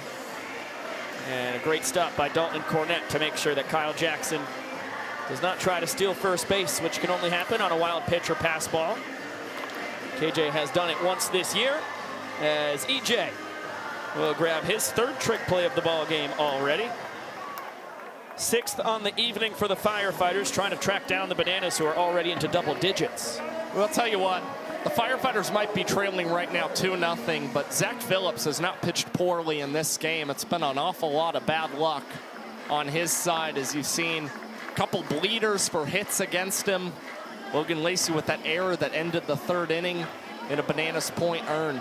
But for the most part, the former Savannah Bananas induced a lot of soft contact. Keary's and the Firefighters still have 6 trick plays tonight. And you can see with the blue base hit that walked off the 1st inning, Dan Oberst, batting average up to .404, which means he leads the Banana Ball World Tour.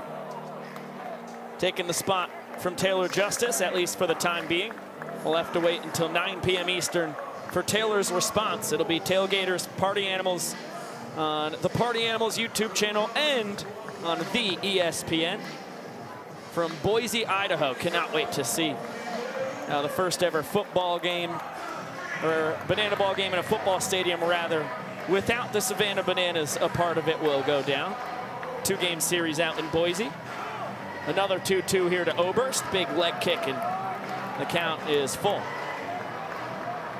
And as we speak right now, Indianapolis Clowns, Loco Beach Coconuts doing battle in Bowie, Maryland. 2-game set, Coconuts headlining. Payoff from Philly to Oberst. That's going to be a ball 4 sprint. Dan, a big turn, and he will stop at first base. That's his 2nd sprint of the weekend. And he has reached base 6 out of his 7 plate appearances against the Firefighters in this series. Yeah, Dan Oberst, not one who's prone to many ball 4 sprints, just a 4.7 ball 4 sprint rate entering tonight, but gets on base and is immediately testing Dalton Cornett. He's not even going to offer up a throw. So now the Bananas with 2 stolen bases in tonight's ball game against Cornett behind the plate. Yeah, and that one's not on DC3. That was on Philly. Normally great at holding runners on, but Oberst stole that one on the pitcher, just getting a tremendous jump. Reese Alexiadis, breaking ball misses high. 2-1 count on the Nanners cleanup man. Rounded into a double trick play, or popped into a double trick play rather. Hughes and Green, the middle infielders, combining talents on it. And now Philly's 1 ball away from losing this inning. That's how tough it is to pitch in Banana Ball. A sprint to stolen base, and now the 3-1 pitch. Fastball, not close. Oberst will score. Alexiadis, his team leading 12th walk-off of the year. And a superb start for the Bananas. They're up 3-0 through 4 innings. That's where the ball 4 sprint hurts you as a pitcher. Talking with Kyle Lewis and Connor Harris, they talked about how sweaty things were pitching last night. Philly continued to go to that rosin bag, still couldn't find the good stuff. As the Bananas have a 3-0 lead, and we go down to the field.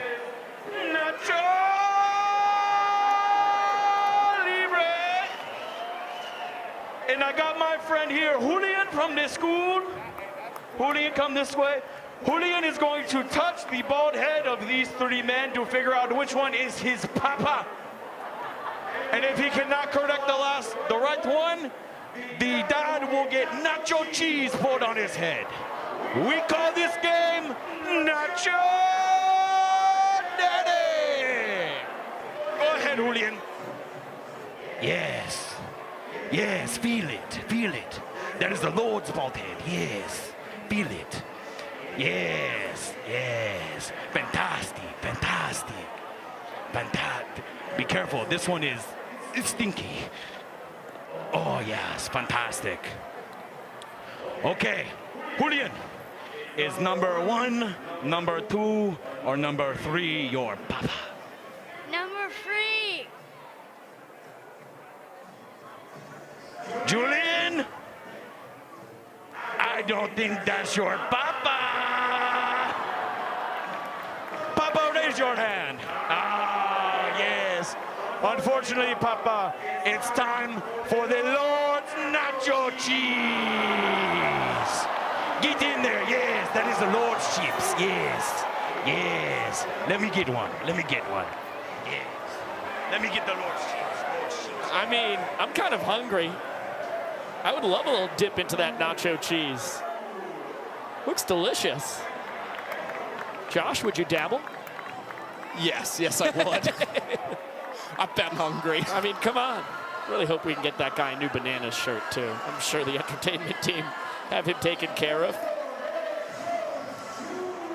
They say every guy should or every guy does buzz his head at one point in their life.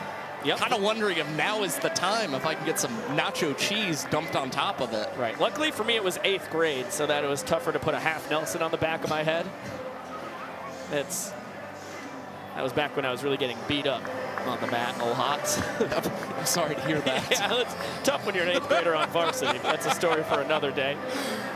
Eric Jones Jr. It's a really fun battle every time he faces off against Austin. That was happening to me, and I wasn't even on the wrestling team. Well, I highly recommend buzzing the head, especially if you get sweaty. Yeah, should have thought of that. It's really tough. Yeah, you get a little technique, get some wrist control. Shove those hands right off. 2-2. Fouled away. That'll reach the parking lot. You got the number 4 overall pick in Austin Drury on the mound against the number 5 overall pick, Eric Jones Jr. at the dish. Pair of former minor leaguers. As Drury can't locate the backdoor bender. EJ fouled out to the fans his first time. Good battle here to earn a 3-2, and he will get the first ball four sprint allowed by Drury here tonight.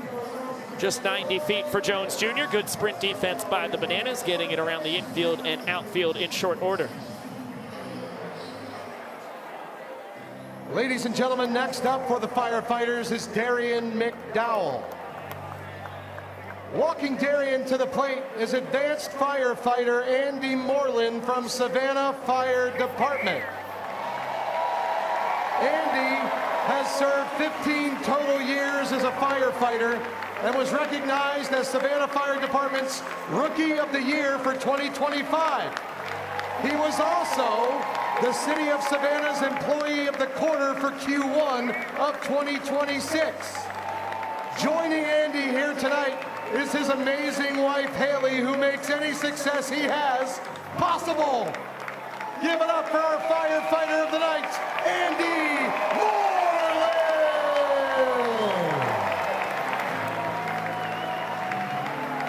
Well, a big time shout out to you, Andy, and your wife, Haley, from all of us here in broadcast land in Banana Ball.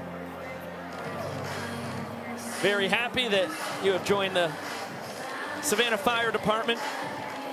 I mean, Rookie of the Year 2025, City Employee of the Quarter to start out 2026.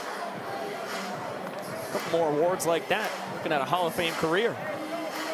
Racking up the accolades. Darian McDowell, a Rookie of the Year contender for the Firefighters, showing you why.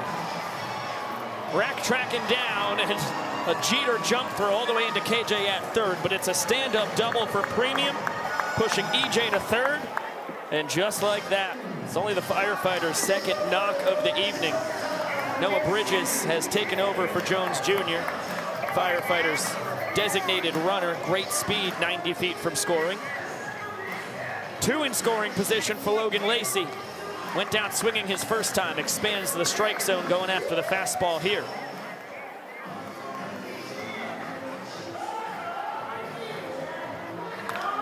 Chopper, and it's going to be grabbed on a dive from Olsen, but nobody covering first. Lacey will beat out an infield single. That's what the infield in will do for you. The old adage is it raises a hitter's batting average by 100 points. Should have been a ground out to second base. But perfectly split between Ziegler and Olsen, and Drury caught spectating. First run of the game for the Firefighters. Now Webb and Trapani are celebrating.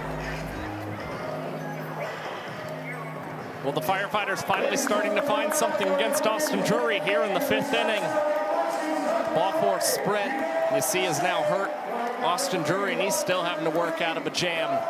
Darren McDowell, great wood, but Austin Drury, it's a tough knock giving up to Logan Lacey, and Dalton Cornett also has a hit tonight for the Firefighters, singled into left center in his first AB.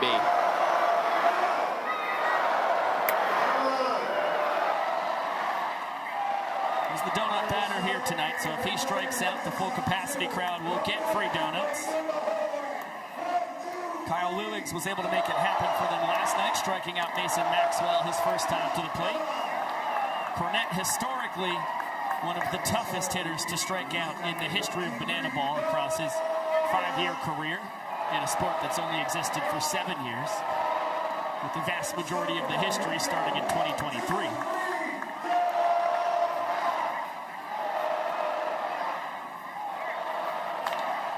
Ropes that one foul. It'll be a 3-2 count on Cornett. It's a 5.9 career strikeout percentage for DC3. That is pretty microscopic. And you're still seeing he's got one of the top marks in the Banana Ball Championship League this season, certainly well below league average, which is what you're looking for.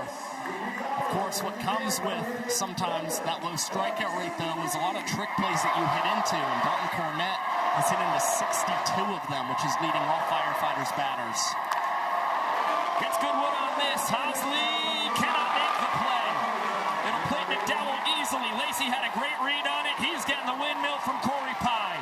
Cornett's following him all the way to third. 2-run triple for DC3.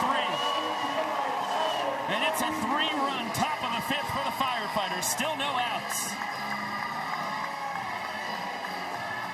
And it's a pair of important 7-pitch plate appearances. Starts with Eric Jones Jr. working it to start the frame against Austin Drury and earning that ball four sprint. Now Dalton Cornett, beautiful 7-pitch battle, and he winds up winning that one with a laser beam over the head of Danny Hosley as the Firefighters are primed to net their first point tonight. Foul ball straight off the mask of Bill Leroy from Tyner Hughes. So home plate umpire Brett Bullard will take the ball all the way out on the mound to Austin Drury to give the Bananas catcher a chance to recover. Hughes popped out to Ryan Cox at short his first time. Trick play on that for the glove magician. Bananas choosing to play the infield back here with 3 runs already on the board. They're going to trade it out for a 4th run. Try and get the Rays back in the dugout as quickly as possible. Well, I also think, honestly, in this situation, you want to try and come back and maybe see if you can deny a point, just tie the inning, but the Bananas still have 3 outs they can play with. I would continue to try and put your foot on the gas and collect more trick plays, make sure those Firefighters are not in a position for an equalizer point, even though this has been a laborious inning for Austin Drury. It's the first trouble he's really encountered here tonight. There's no runners in scoring position for the Firefighters across their first 4 offensive innings. And that's going to be another seeing eye single, a blue base knock for Tyner Hughes. He'll get a stake for it as Cornett scores. The anatomy of a rally right here. It's the 7-pitch battle from EJ, earning the sprint to start it. Then McDowell double, Lacey infield single, Cornett booming 2-run triple. And Hughes with a flare base knock to make it a 4-run frame as Mason Maxwell fouls away the fastball. Saw Austin Drury a moment ago talking to himself on the mound. He's a guy here in his 9th year of professional baseball between the minors, independent, and international pro ball. This is not the first time that this has happened to him. Only 65 pitches on the ball game. Just got to try and stop the bleeding and get back in the dugout, see if he can give the Bananas more length. We talked about it on the pregame show, but AD has pitched into the 6th inning in 5 straight starts, trying to make it 6 in a row here tonight. It looks like he'll finally have an out as Rack will tip it and will clean it up himself. Throw back over to first. In time, double play. Trick play for Cruz. Hughes got too greedy. No idea what he was doing that close to second base. He couldn't tell because Ryan Cox had gone out there potentially for a double trick play, whether the Bananas botched it or not. So you see him all of a sudden realizing Rack did wind up hauling it in, and he gets doubled off. Well, that is a gift of a second out for the Bananas. Exactly what Austin Drury needed. And a rookie mistake for Tyner Hughes. Breaking ball to make it an 0-2 count on Dakota McFadden. Bounced into a double trick play his first time. Olsen to Ziegler.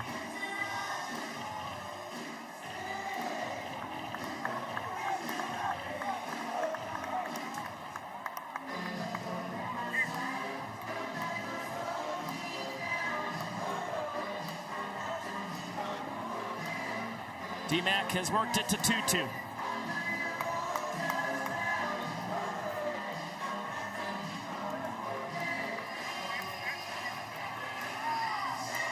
And the fastball misses down and in. So from an 0-2 count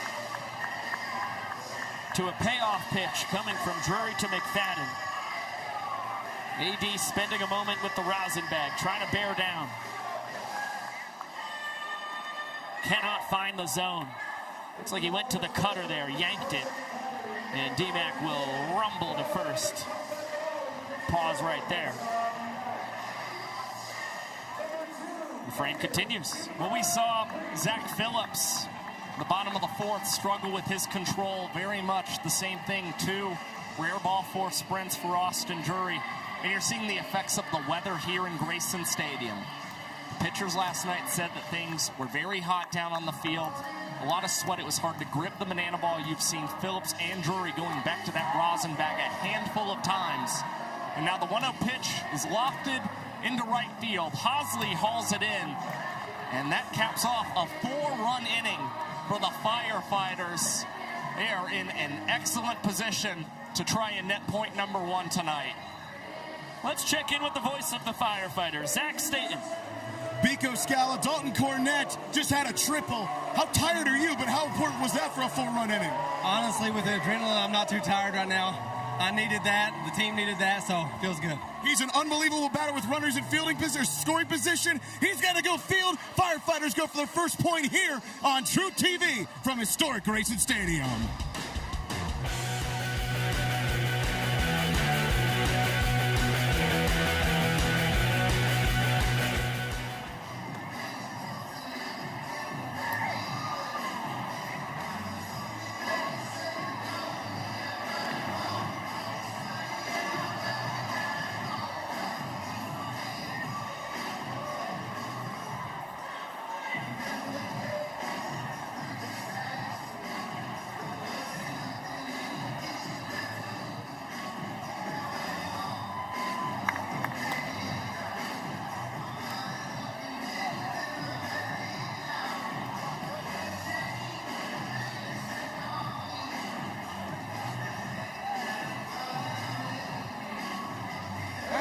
Give it up for your Banana Nanas!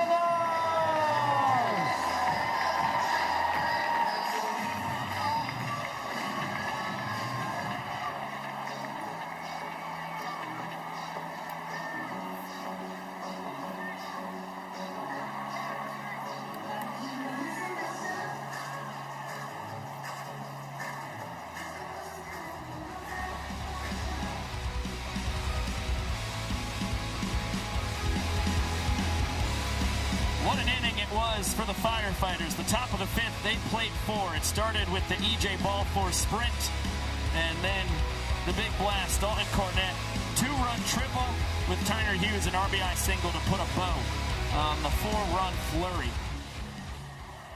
2 sprints, 4 hits, 4 Firefighters crossing home. Yeah, they had 5 straight guys reach base safely to open up the frame.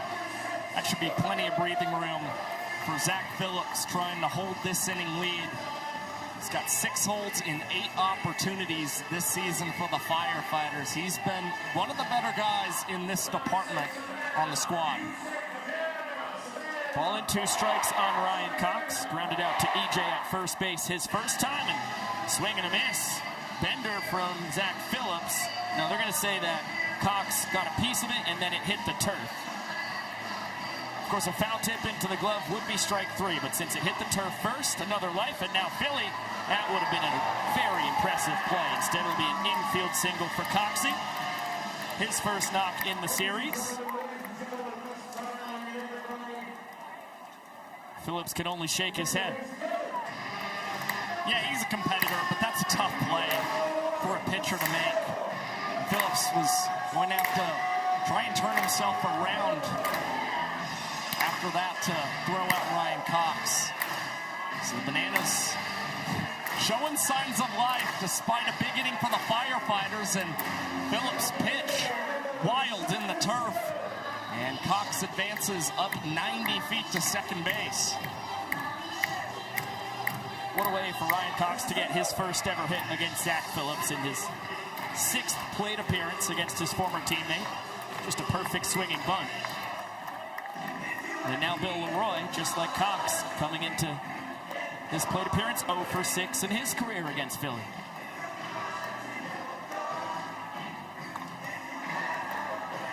Fouled out of play. Big hack on the 2-0.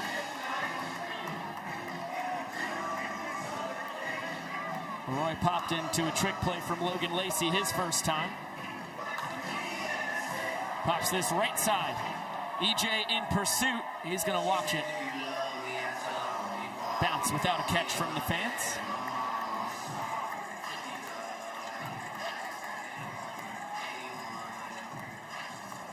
Reginald Horton, inspirational coach for the Savannah Bananas, always boogieing.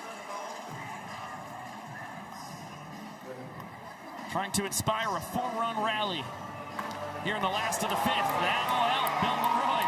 Out to the gap in left center. South Trimble will cut it off. Wheeling and firing to second, offline. Leroy's got himself an RBI 2-bagger. And the Naners a 4th of the way there. Well, Bill Leroy now has 6 runs batted in across his last 6 games for the Savannah Bananas. It's been an excellent force in the middle of this lineup. And Savannah starting to crawl back here against Zach Phillips.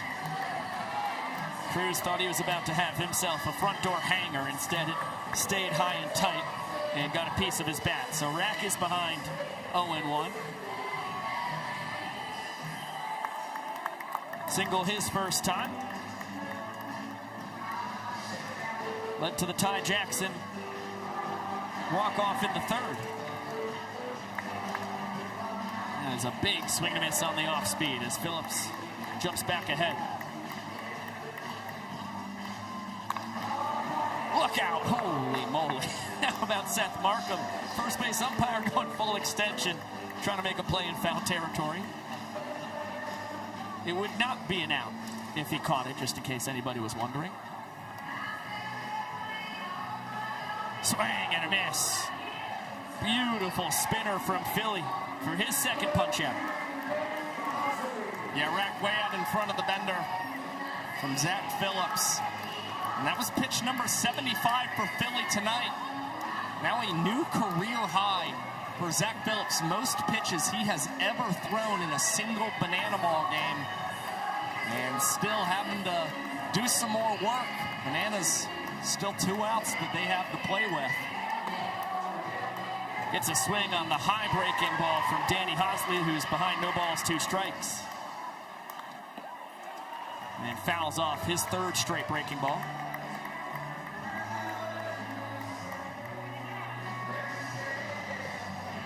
It's robbed of extra bases by Becerra in center his first time. Broken bat here. Peanut backhanded, spikes it. Hosley too quick. He beats it out. Leroy just back to second in time. Perfect throw from Jones. Leroy thinking about trying to grab an extra 90. He will stay put. Hosley infield single. Specialty walk-up. Jackson Olsen.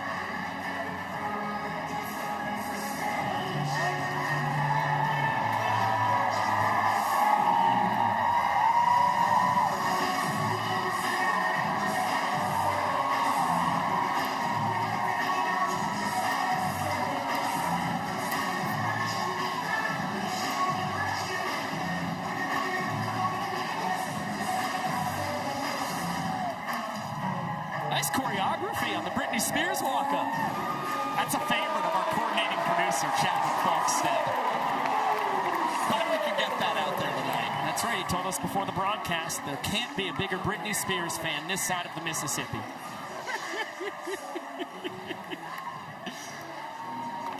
Olsen, a Baltimore chopper, scooped up by EJ. He will grab his 4th trick play of the ball game, whipping it between the legs on the flip.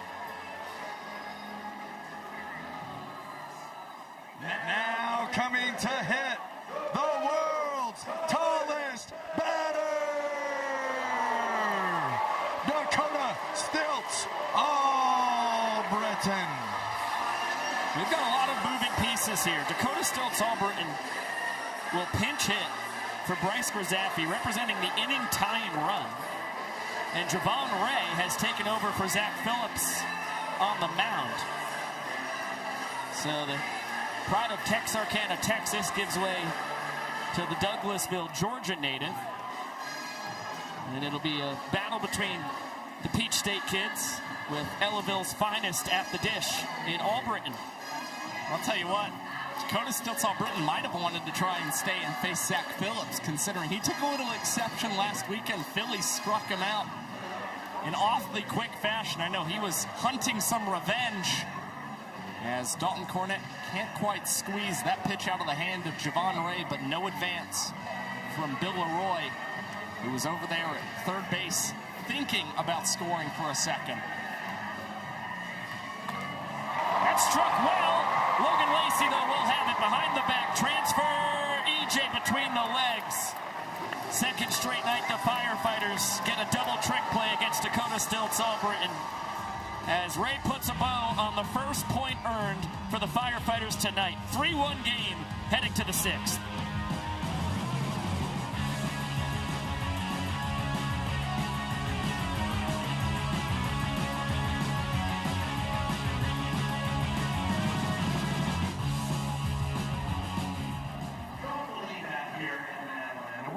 To the test right now with a little game with the 2 couples that you see here. Let me introduce them to you. First up, we've got Denise and Matt, and they have been married for 25 years. Well, the young professor talks to the folks here in Savannah for the first time tonight. This game has been flying by, but what an honor it is to get to say, hello, YouTube. Hope you all are having a wonderful evening in the chat. Looks like a fun promotion we've got brewing here. Hope you guys are having a wonderful Big Tiger Friday, YouTube. I know we are. Blessed to have you with us here.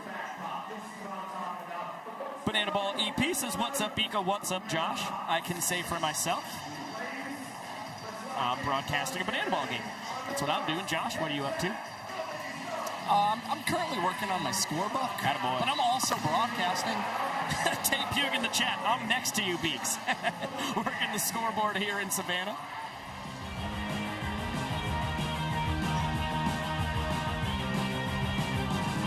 You're watching Banana Ball on True TV, presented by Tropical Smoothie Cafe. Gorgeous night here in Grayson Stadium, as you can see. Port Wentworth off in the distance, in the foreground. It is historic Grayson Stadium in year 101 of existence. Tail end of a promo that I'm not upset we did not get to show you on True TV. It's a classic, but it's a lot. You can go back and give it a gander on the Bananas YouTube channel if you would like. Armando Becerra in the 2-hole leading off this 6th inning. Firefighters have pulled within 2 points. It was a 4-run top of the 5th that got them there. 8 Firefighters came to the dish, 4 of them came across. As Becerra starts the 6th inning off in style. Right back up the middle after a pair of groundouts to start his night. He's got his 2nd hit of the series. Been tough for the Nanners to keep Mondo off the base paths as of late. And that's trouble for them. He's about as fast as you can make a human being. Lamar Sparks ahead 1-0. 0 for 2. Bounced into a trick play, then reached on a trick play, missed. As Ziggy will watch this, head into the stands. No catch in the second deck down the right field line. Always great to have Lamar in the lineup with Zach Phillips starting. We get to thank Zach Phillips for bringing remarkably talented pride of Katy, Texas into Banana Ball. Met back in 2017, played a lot of Fortnite through their shared minor league baseball careers. And since Philly joined the sport in 2023, he's been pestering Lamar every year. Come to Banana Ball, come to Banana Ball, come to Banana Ball. Lamar, 7 years in the minors. Last year was in the American Association. Great season between the Mohawks and Railroaders. And finally, even with affiliated offers coming into 2026, he said, I've got to take Philly up on his offer.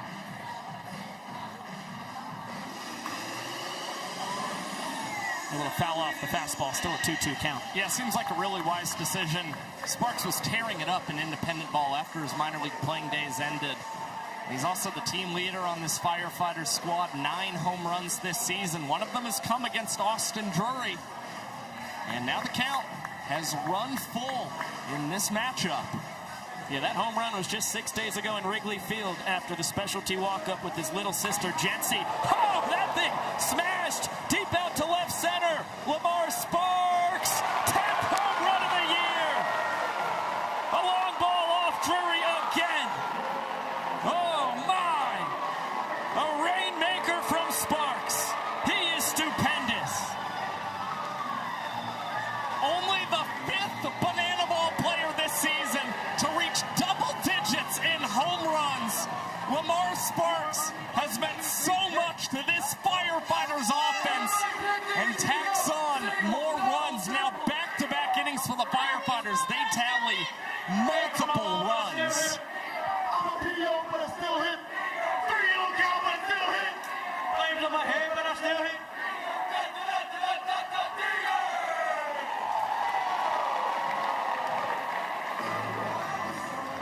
Heck of a celebration from the Firefighters, and it's Sparks doing it on the fastball once again. The dejected look from the catcher, Bill Leroy, says it all. It was a first pitch heater that led to the home run that nearly left Wrigley Field last Saturday. It's a 3-2 fastball that has Lamar Sparks circling the bases here in Grayson Stadium. EJ way out in front of the breaking ball. No catch from the fans out by the kid zone. Jones fouled out to the fans his first time, but then it was his ball four sprint that kick-started the 4-run rally an inning ago.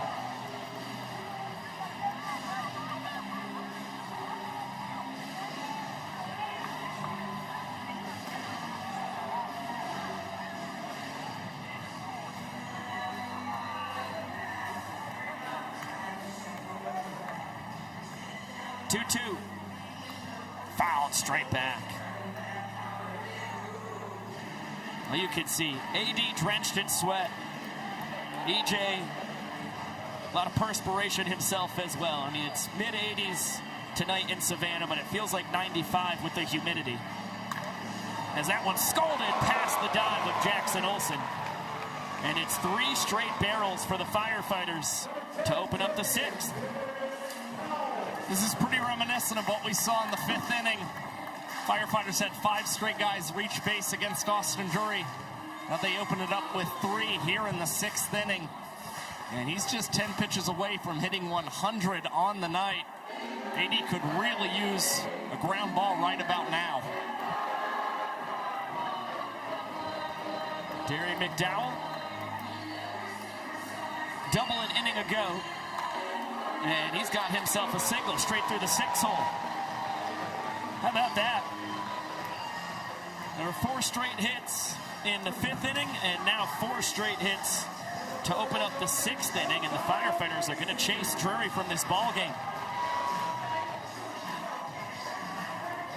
So Baceta, Sparks, Jones, and McDowell. Single, homer, single, single. And Tyler Gillum has to go to his bullpen earlier than he would like. He calls on Jacob Bazela. Bananas' 10th round draft pick out of North Huntington, Pennsylvania, comes to Banana Ball after his college career at Mercyhurst University. D2 for his first 3 years, and then they were promoted up to Division I in 2025. Pitching in the PSAC, career 3.64 ERA across over 200 innings of work. As the foul ball from Lacey is out of play. It's fastball, high 80s, get it up to 92. Slider, curveball, splitter, and knuckleball.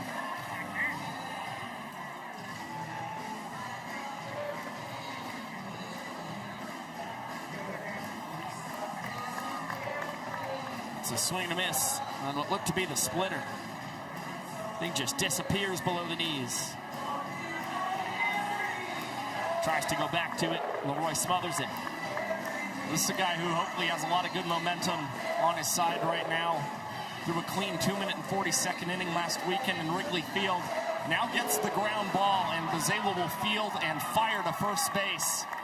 Lacey retired, but 2 Firefighters now in scoring position. Just one down. Only play Bazela had.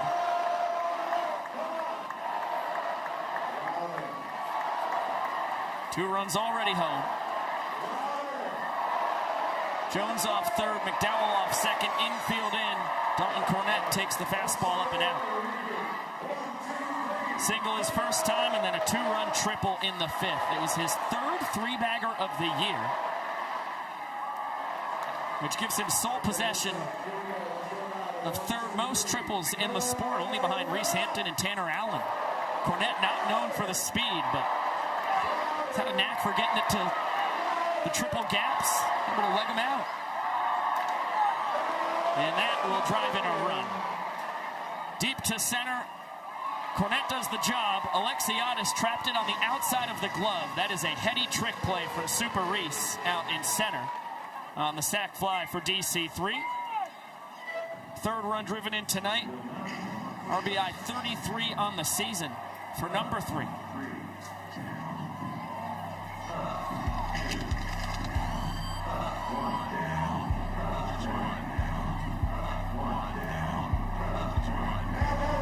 Firefighters team will celebrate their 3rd run of the inning by unified push-up line. Well, after the ballgame last night, Reese Alexiadis was talking about how in the 8th inning couldn't find a way to get a trick play for the Savannah Bananas to try and deny that equalizer point against the Firefighters.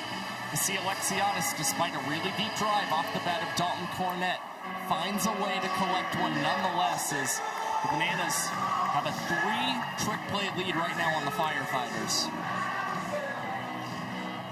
Great stop by Leroy to make sure that it is still just a 3-run lead here in the 6th.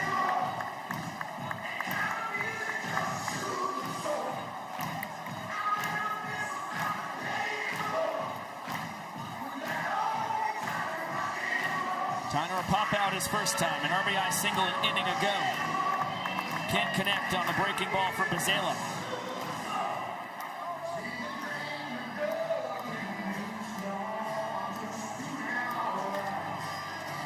And able to spoil it as he gets it again. Kid out of Dyer, Tennessee. 2024 inductee to the Gibson County Sports Hall of Fame. Just a phenomenally talented athlete.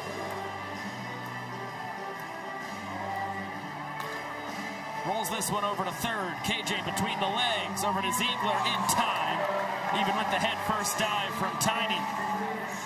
But after the 4-run top of the 5th inning that got the Firefighters their first point, it's a 3-run top of the 6th. And they're in a great spot to cut the deficit to just 1.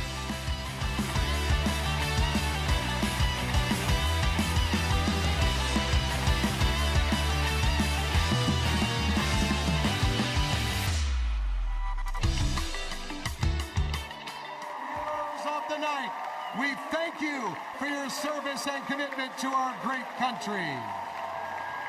To our police officers, to our firefighters, to our nurses, to our EMS workers, to our dispatchers, and to our school teachers. The Bananas and Firefighters say thank you very much.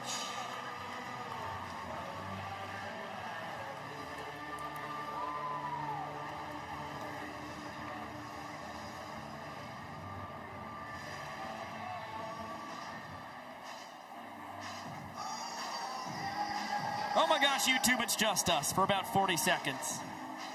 Hope you're still having an excellent evening.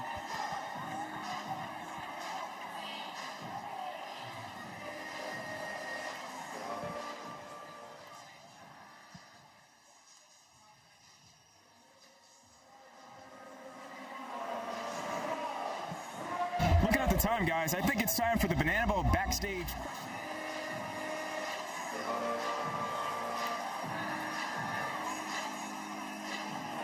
Maybe you'll get the Banana Ball backstage question of the day in due time. Not for now, as Javon Ray is out for his second inning of work. Came in to put a close on the bottom of the fifth. Getting Dakota Stiltz Albritton to bounce into the double trick play. Now his first full inning will be against the top of the order for the Bananas with a 3-run cushion. Ty Jackson, Kyle Jackson, Dan Oberst.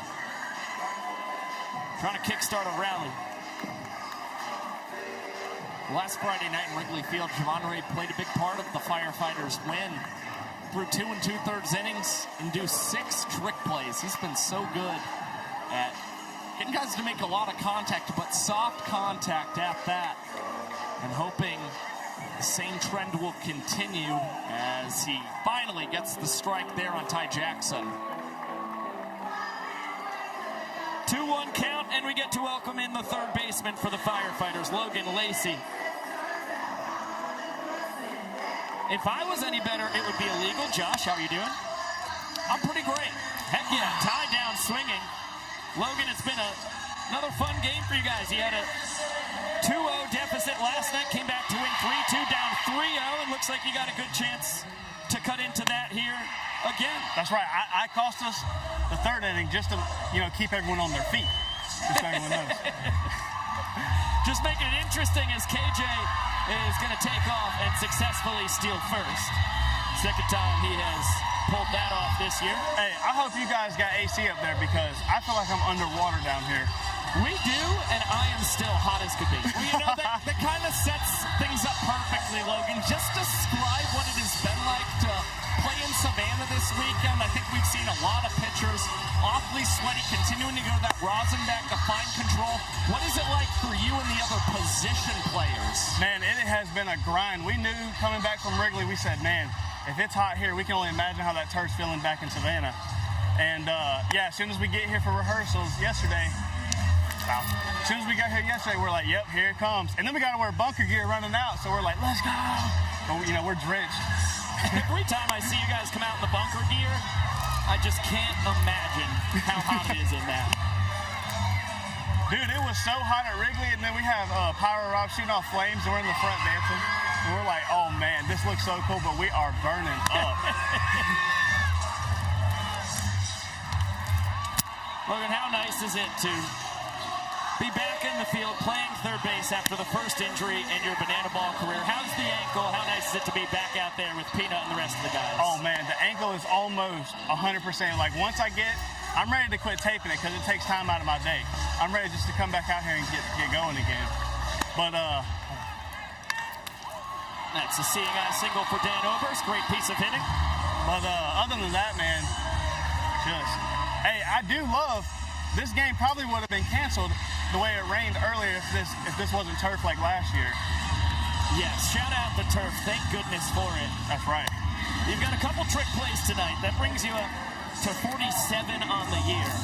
And I don't want to jinx you here, so forgive me if it's a broadcaster's jinx. You only have 2 trick plays missed, and the majority of your trick plays are 2-star or 3-stars, which means they've got some serious trick play difficulty on them. How do you attack trick plays here in your third year in the sport? man, I try to just practice how I play. So I'd rather push myself and fail in practice and my teammates pick me up. And so when I miss it in the game, they just think it's another trick play. They're not like, oh man, he's doing too much, because they see me practice it every day. But that's really just what I try to do. Now, I believe it was your teammate Eric Jones Jr. said your mentality is you just want to go for all of the hard ones. Is that what you're actually telling guys in the clubhouse? I do. When my ankle gets better, I'm going to start front flipping on Hosley again. I told him to be ready.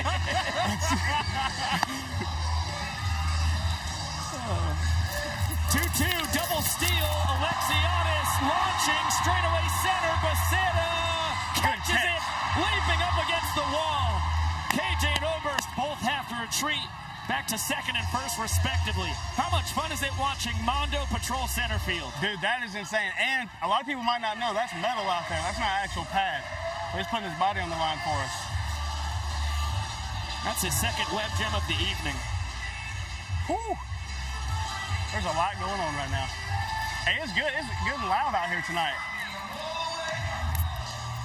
Now, when you say something like, there's a lot going on, how do you stay focused as a banana ball player, both when you're in the batter's box or when you're playing third base? Sometimes, man, that is so hard. What a scoop! Caden Green to second base, and your Firefighters are within one. Man. See, I got to go pee, but I don't know if I can. I don't know if I have enough time. Innings like this happen. Well, best of luck in that pursuit. Thank you for joining us, Showtime. Hey, love you Keep guys. up the great work, Logan. Season 80. Love you too, Logan Lacey. It's a 3-2 game going to the seventh.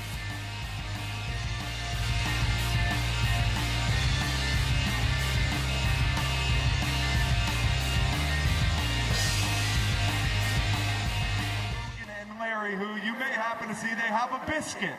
They're going to put that biscuit on their stomachs. Their teammates will lay on them, and they have to roll to the finish line. Now, Savannah, here's the kicker. The losing team has to eat the winning team's biscuit. This one is called Limp Biscuit. Gentlemen, on your marks, get set, go! Matt and Zach are on their way. They're rolling to the finish line. We got a biscuit down. Keep going. Just keep going. This is going to be a close one. And it looks like Logan and Larry are the winners. All right, guys. Hey, I'll tell you what. Since you lost your biscuit, stand up. Stand up. Yep. Here, let me borrow some of this real quick. Let me borrow some of that. Yep. Sorry. All right, gentlemen.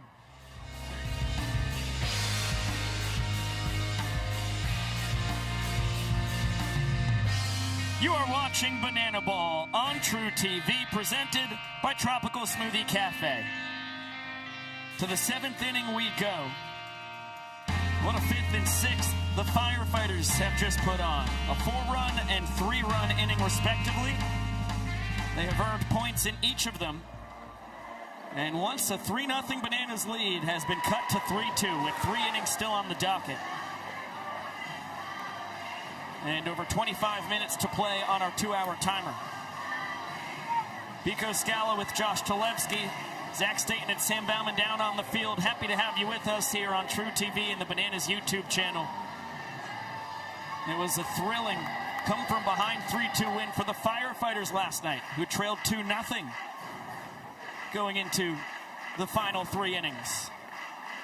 As that's a swing and a miss from Maxwell, but the ball all the way to the backstop. Leroy's throw not in time. So Mad Max strikes out to open up the 7th, but he's going to get first base out of it on the wild pitch. It's a tough break for the Savannah Bananas, but the Firefighters get yet another leadoff man on for 3 straight innings, and when they've gotten that leadoff man on in the 5th and 6th, they've brought in some runs, so they're hoping the same can be said as it's time for Jacob Azala to do a little boogieing.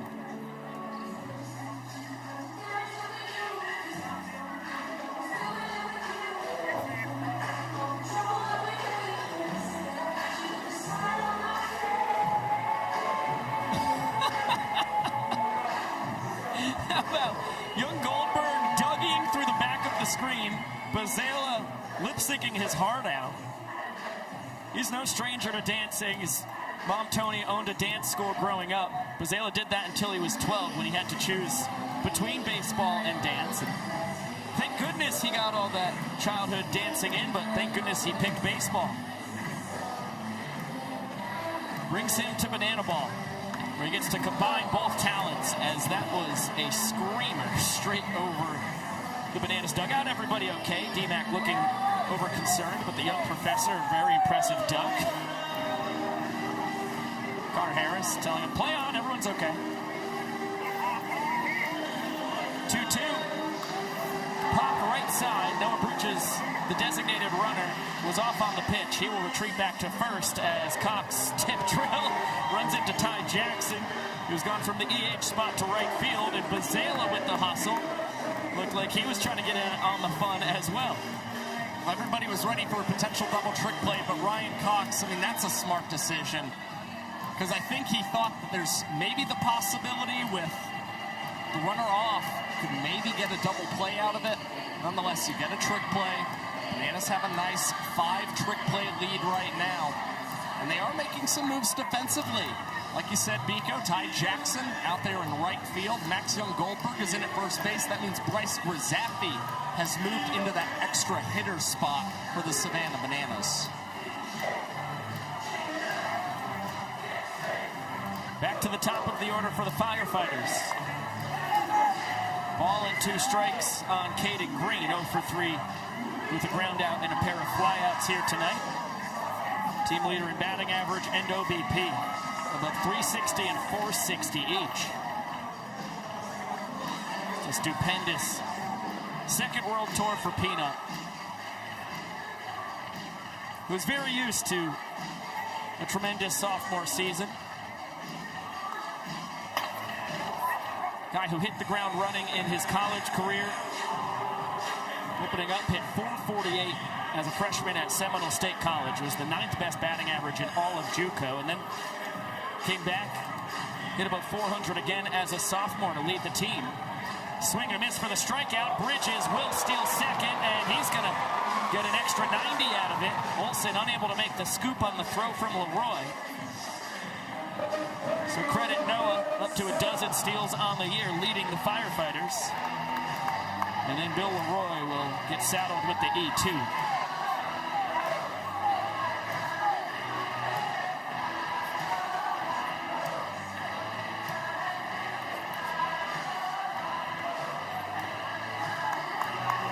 Firefighters were held scoreless through the first 4 innings. They erupted for 7 runs across the last 2. Trying to put the pressure on the Bananas offense again. It's up to Armando Becerra, who annihilates that, but it's only a home run in a cricket stadium.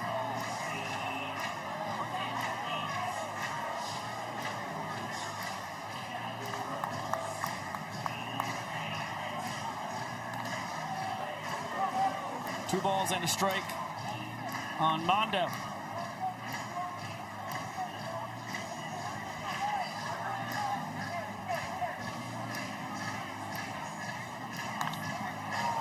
Launched deep out to right. Ty Jackson will have it. Bazela gets 3 outs for the price of 4.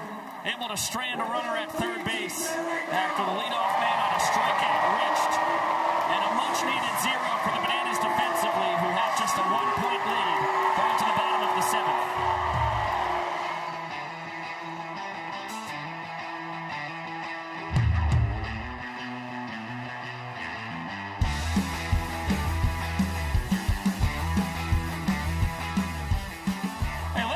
Banana Ball backstage question of the day. How about that? Control room, run it!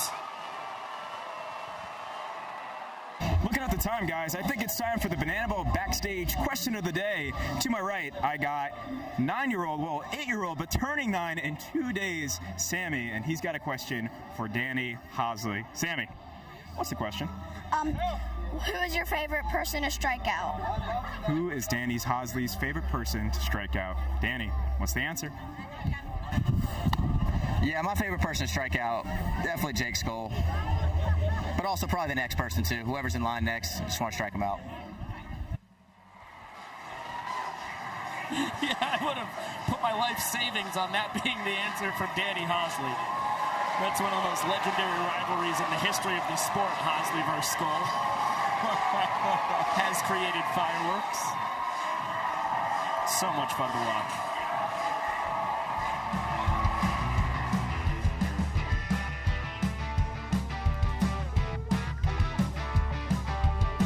A doozy of a ball game on our hands here in the home of the Savannah Bananas, historic Grayson Stadium. It's a 3-2 game. Bananas trying to even up this 3-game series. The penultimate battle they will have in the regular season against the Firefighters. It's the 11th time they've played against each other this year. And it's happening for a 7th straight game. This has been the matchup for these two teams in July as Bill Leroy on a hop. Hughes knocks it down. And what a recovery. Tyner Hughes. Heck of a job to put his body on the line. And then able to get a hustling Leroy at first. That's just a smart play by Tyner Hughes, the rookie, just making sure he can body up that banana ball. And he doesn't try and rush himself too much. And that's what makes the difference in them retiring Bill Leroy. Is the Bananas would love some insurance here. They were able to get a key 0 in the top half of this inning. And Robert Anthony Cruz, that is beautiful opposite field hitting and a banana ball that rolls all the way to the wall.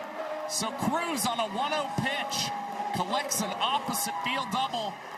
And the Bananas in position to strike for yet another point with just one down. Second knock of the night for Rack. Exactly what the Bananas needed. With Javon Ray out here. An inning and 2/3 under his belt so far tonight. And a fantastic second year in the sport for G-Ray as he blows the fastball by Max Young-Goldberg. Swinging it here in the 8-hole in place of Danny Hosley, the starting right fielder. And as we've seen, MJG defensively at first base. Coming off the bench for a 4th straight game. This is the Bananas' second-round draft pick, but a lot of that has just been matchups. As it's a foul tip, squeezed by Cornett, and MJG retired. Yeah, it's tough to come off the bench anytime, whether you're playing baseball or banana ball. And Max Young-Goldberg certainly has been very good with working long at bats, but he also has a lot of swing and miss in that bat, and you saw it yet again as Ray gets a crucial strikeout and jumps ahead of Jackson Olsen. Yeah, nice backdoor slider. And then goes to the fastball to make it an 0-2 count. Olsen 1 for 2 tonight. A single, a ground out to first. Trying to get back above the Mendoza line. Seen him as Ray goes between the legs looking for the trick play strikeout. We've seen Jackson Olsen get scorching hot so many times across his 5 years here in banana ball. All it takes is one barrel. He'll start seeing beach balls.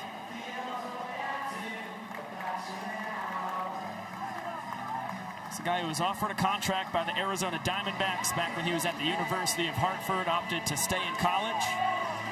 Finished up at Stetson. Really put the pedal to the metal on his TikToks that senior year of college in 2021. And the rest of the story is well documented. Best of all on Jackson's very impressive social media accounts. Jam shot, left side. Caden Green will catch it the old-fashioned way. Just make sure that Rack, who was already around third base, does not make it a 4th point for the Bananas. Heck of a job by Javon Ray. 2 1/3 scoreless innings of relief for Baby G.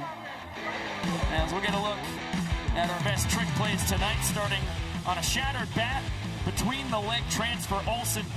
We get another one from the Great 8, part of a 4-trick play night thus far for the Bananas second baseman.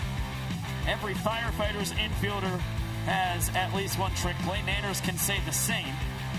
And Rack with a backflip catch and a tip drill, a pair for the veteran. with Lacey and EJ teaming up on the double trick play. The tip drill from Cox absorbing the contact from a very sturdy Ty Jackson. That was in the top of the 7th, the most recent trick play we have seen.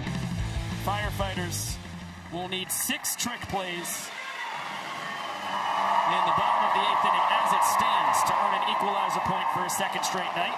Jacob Bazela out for another frame of relief, trying to put that equalizer point out of reach. Big boppers here for the Firefighters, 3, 4, and 5. Sparks, Jones, McDowell. As Lamar cannot connect on the slider from Bazela. And a defensive swing, very catchable ball for the fans. It is not snagged. Sparks, a 2-run homer, ended up being the difference in the 6th inning, helping the Firefighters claim their second point. Watches the fastball catch the outside of the corner.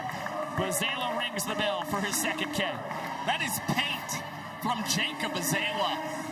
Beautiful pitch. Lamar Sparks already doing some big damage in tonight's contest.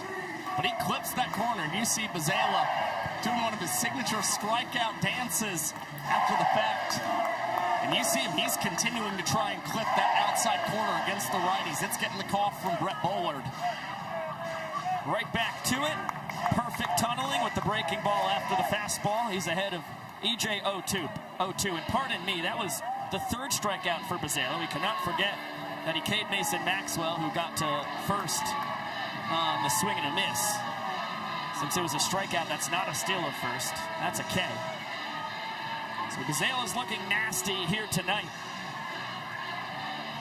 And gaining confidence each step of the way.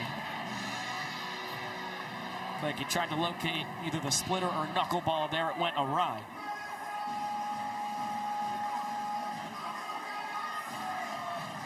And misses the top of the zone. Thought he might have had another strikeout looking. Instead, it's an 0-2 count, and that's gone to 3-2. EJ 1 for 2 on the night. And goes fishing. Oh, that bender was nowhere near the zone. But just that disgusting. And again, a reminder, do not trust the graphic. That is Bazela's 4th strikeout on the evening. Well, Jacob Bazela right now is dialed for the Savannah Bananas. And this guy told us he likes to pitch aggressive, and he loves pitching in high-energy spots. In the 8th inning, in this position, this is high energy for Jacob Bazela. You're trying to protect a 1-point lead. And right now, you're seeing some of the best stuff that he's had all season long. Another 0-2 count. Bazela against the teeth of this Firefighters offense. Darian McDowell 2 for 3 with a double. Tries to hold up, and he does. No appeal down to first base umpire Seth Markham. Impressive check there from a smirking Darian McDowell.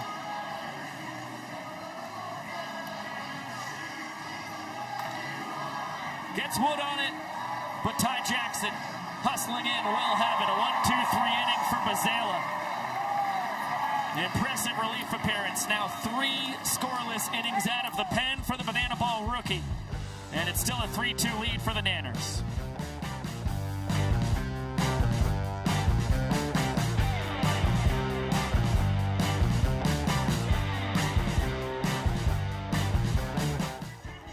Here in Banana Land, we need everybody to get those cell phone flashlights out, because together we're going to light up the sky. And it's time to sing A Little Yellow.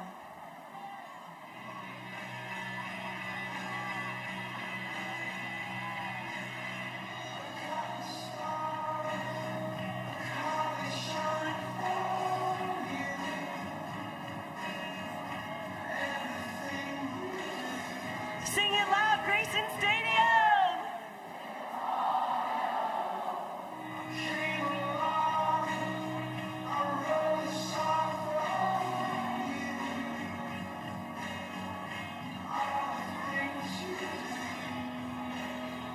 And what was it called?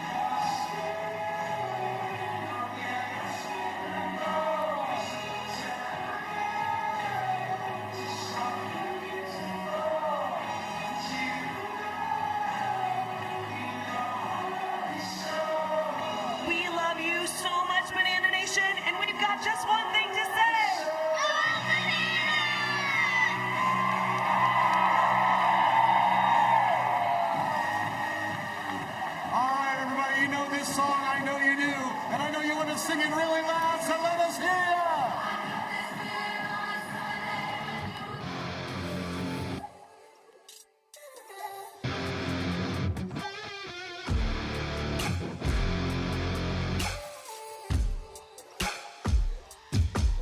You are watching Banana Ball on True TV, presented by Tropical Smoothie Cafe.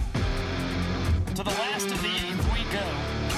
Bryce Grazafi in the 10-hole, and then Ty Jackson and Kyle Jackson due at the top for the Bananas as Javon Ray, with 2 1/3 scoreless innings of relief under his belt, is tasked with putting up another goose egg, trying to keep this deficit at just 1 point. And doing a nice job scattering 2 hits and a runner that reached on a steal of first base. Bananas have left 2 guys in scoring position with Ray on the mound. And again, they are still looking for insurance, just a 1-point game. And this is a situation where you saw last night in the 8th inning, Bananas got to the bottom of the order. They used the golden batter. They could do that here with Grazafi, but they will let him bat, and he is plunked to start the inning.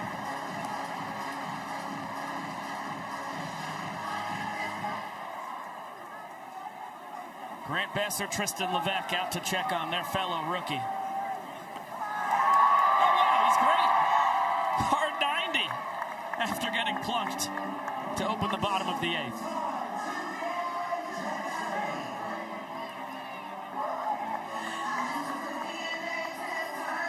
Saw Grizz nab his 13th steal in 17 tries last night. That's when he was the Bananas designated runner. They opted to go without a DR here this evening.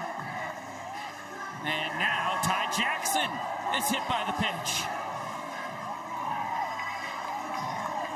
If it's your first time watching Banana Ball, you might be shocked by Ty's enthusiasm with being plunked. But those who go all the way back to his rookie season as a Banana in 2020, that's how he's reacted to every single hit by pitch in his 5-year Bananas career. This is why we call him the spark plug. This is an energy guy. He's trying to get some momentum going for the Savannah Bananas. And now, with 2 guys on, no outs, even though the Firefighters won an equalizer point, you're trying not to give up an additional point right here. So you got to play really safe defense if you're the Firefighters. Less than 6 minutes on the 2-hour timer. As KJ fouls that away, he's behind 1 and 2. If it runs out, well, we're still in the bottom of the 8th. This will be our last inning, and the Bananas will win the game.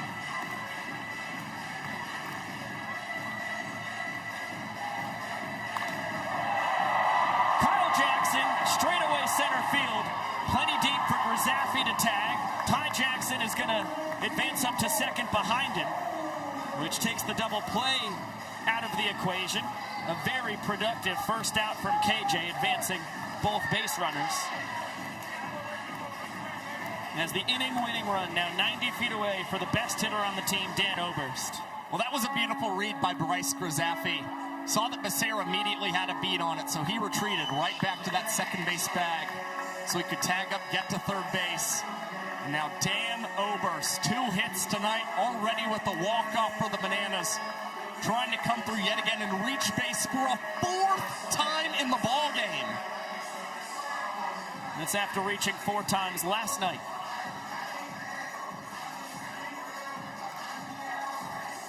Three straight curveballs. Ray is ahead 1-2.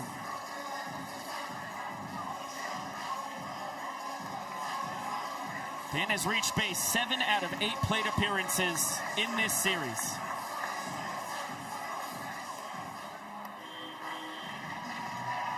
Goes fishing, high fastball. After the trio of benders, Oberst is fooled. That is a massive K for Red. And it's the first time this season that Javon Ray has been able to retire Dan Oberst. Talk about it coming at the right time. High cheddar, Oberst getting a little too greedy. And you see the frustration on his face after that strikeout. Now, Reese Alexiadis is the man trying to come through for this Banana squad. Alexiadis, 294 average with runners in scoring position this season. Bounding ball, this will be a tough play. Ty Jackson waited till the last second. Caden Green, no distractions for Pina. Able to get the speedy Alexiadis.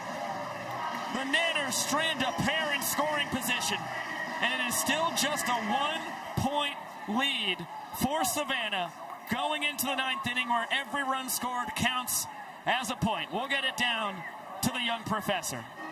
And the sound of the bells means it's time to cast our gaze upon that scoreboard. Head to the top of the 9th inning. The score is 3 points for the Savannah Bananas to 2 points for the Firefighters. But here is the thing about the game of banana ball. In the final inning, every run counts for a point. That means that the Firefighters are as dangerous as ever here in the top of the 9th. On the other hand, it also means that the Savannah Bananas need just 3 outs to lock down a victory here tonight at historic Grayson Stadium. So ladies and gentlemen of Savannah, Georgia, let's get loud, let's give some energy, because this is the final inning.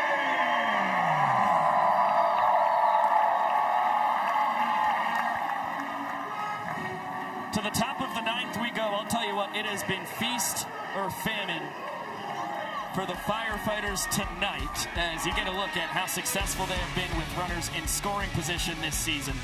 The top of the league, while the Bananas the exact opposite, although the Bananas better than anybody else at earning ball for sprints with runners in scoring position. And look, this was a key reason that the Firefighters in innings 5 and 6 were able to tally 7 runs, which have totaled 2 points for them.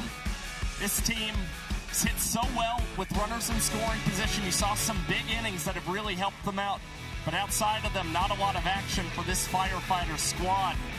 As you see, 7 runs, 9 hits for the Firefighters in the 5th and the 6th inning. And they're trying to see if they can capitalize here in the 9th against these Savannah Bananas.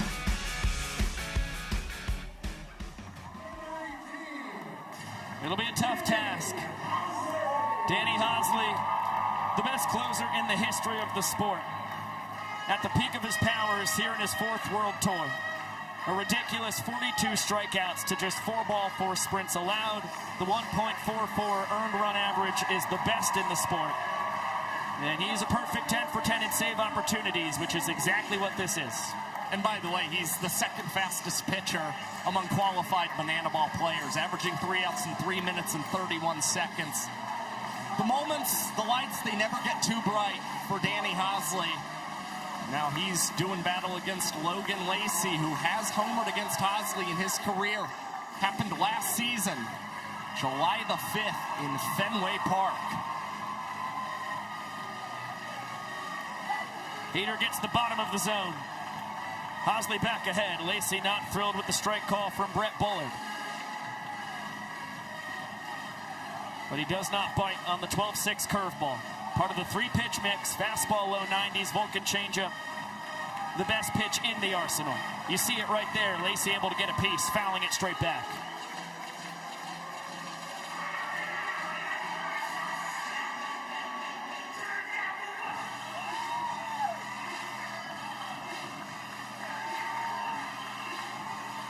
Dalton Cornett on deck, Tyner Hughes in the hole. Logan Lacey trying to set the table. Slow roller, KJ across the diamond. 1 down on a great stretch from Alex Ziegler. Lacey just rolling over the top of that pitch from Danny Hosley, and that is a big play from Kyle Jackson. Not tough, or not easy whatsoever. Especially in the 9th inning, your emotions, your adrenaline's running very high. You're making that play on the run. Got to be able to stay composed and controlled to offer up a good throw, and that's what we got from Kyle Jackson, as Dalton Cornett has a 1-out single and a man on base for the Firefighters. 3 for 3 on the night, 4 for 4 in quality at-bats. Cornett had the 2-run triple in the 5th, sac fly in the 6th. And he will give way to Noah Bridges, Firefighters' designated runner. Already 1 stolen base tonight. Tyner Hughes can't connect on the changeup. RBI single, sandwiched between a pop out and ground out.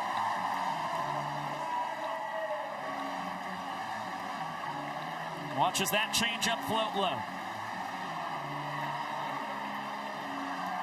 And a check on Bridges. Osley's teammate for the 2023 and half of 2024 World Tours. Bridges is off. Hughes popped up. It'll be a tough play. It's going to fall in. Perfectly placed between Cruz and Cox. Bloop single for Tyner Hughes. Second of the night for him. They look like screamers in the box score. In the game's tying run into scoring position, the go-ahead run on first. Here comes a golden batter. Ladies and gentlemen, the Firefighters are invoking the golden batter rule. Hitting in the place of Mason Maxwell, here is DC3 Dalton Cornett. And it's a testament to the pedigree of Dalton Cornett, one of the best hitters in the history of the sport. The 7-hole hitter for the Firefighters.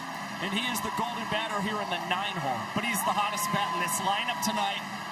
And he's done some of the most damage of any player against Danny Hosley in banana ball history. You think back last season in showdowns, had the home run that sent the Firefighters to the Tour Championship game. DC3 looking for one more big swing against Hosley, but he has fallen behind 0-2 awfully quick. Here's the changeup for a called strike, the curveball for a swinging strike.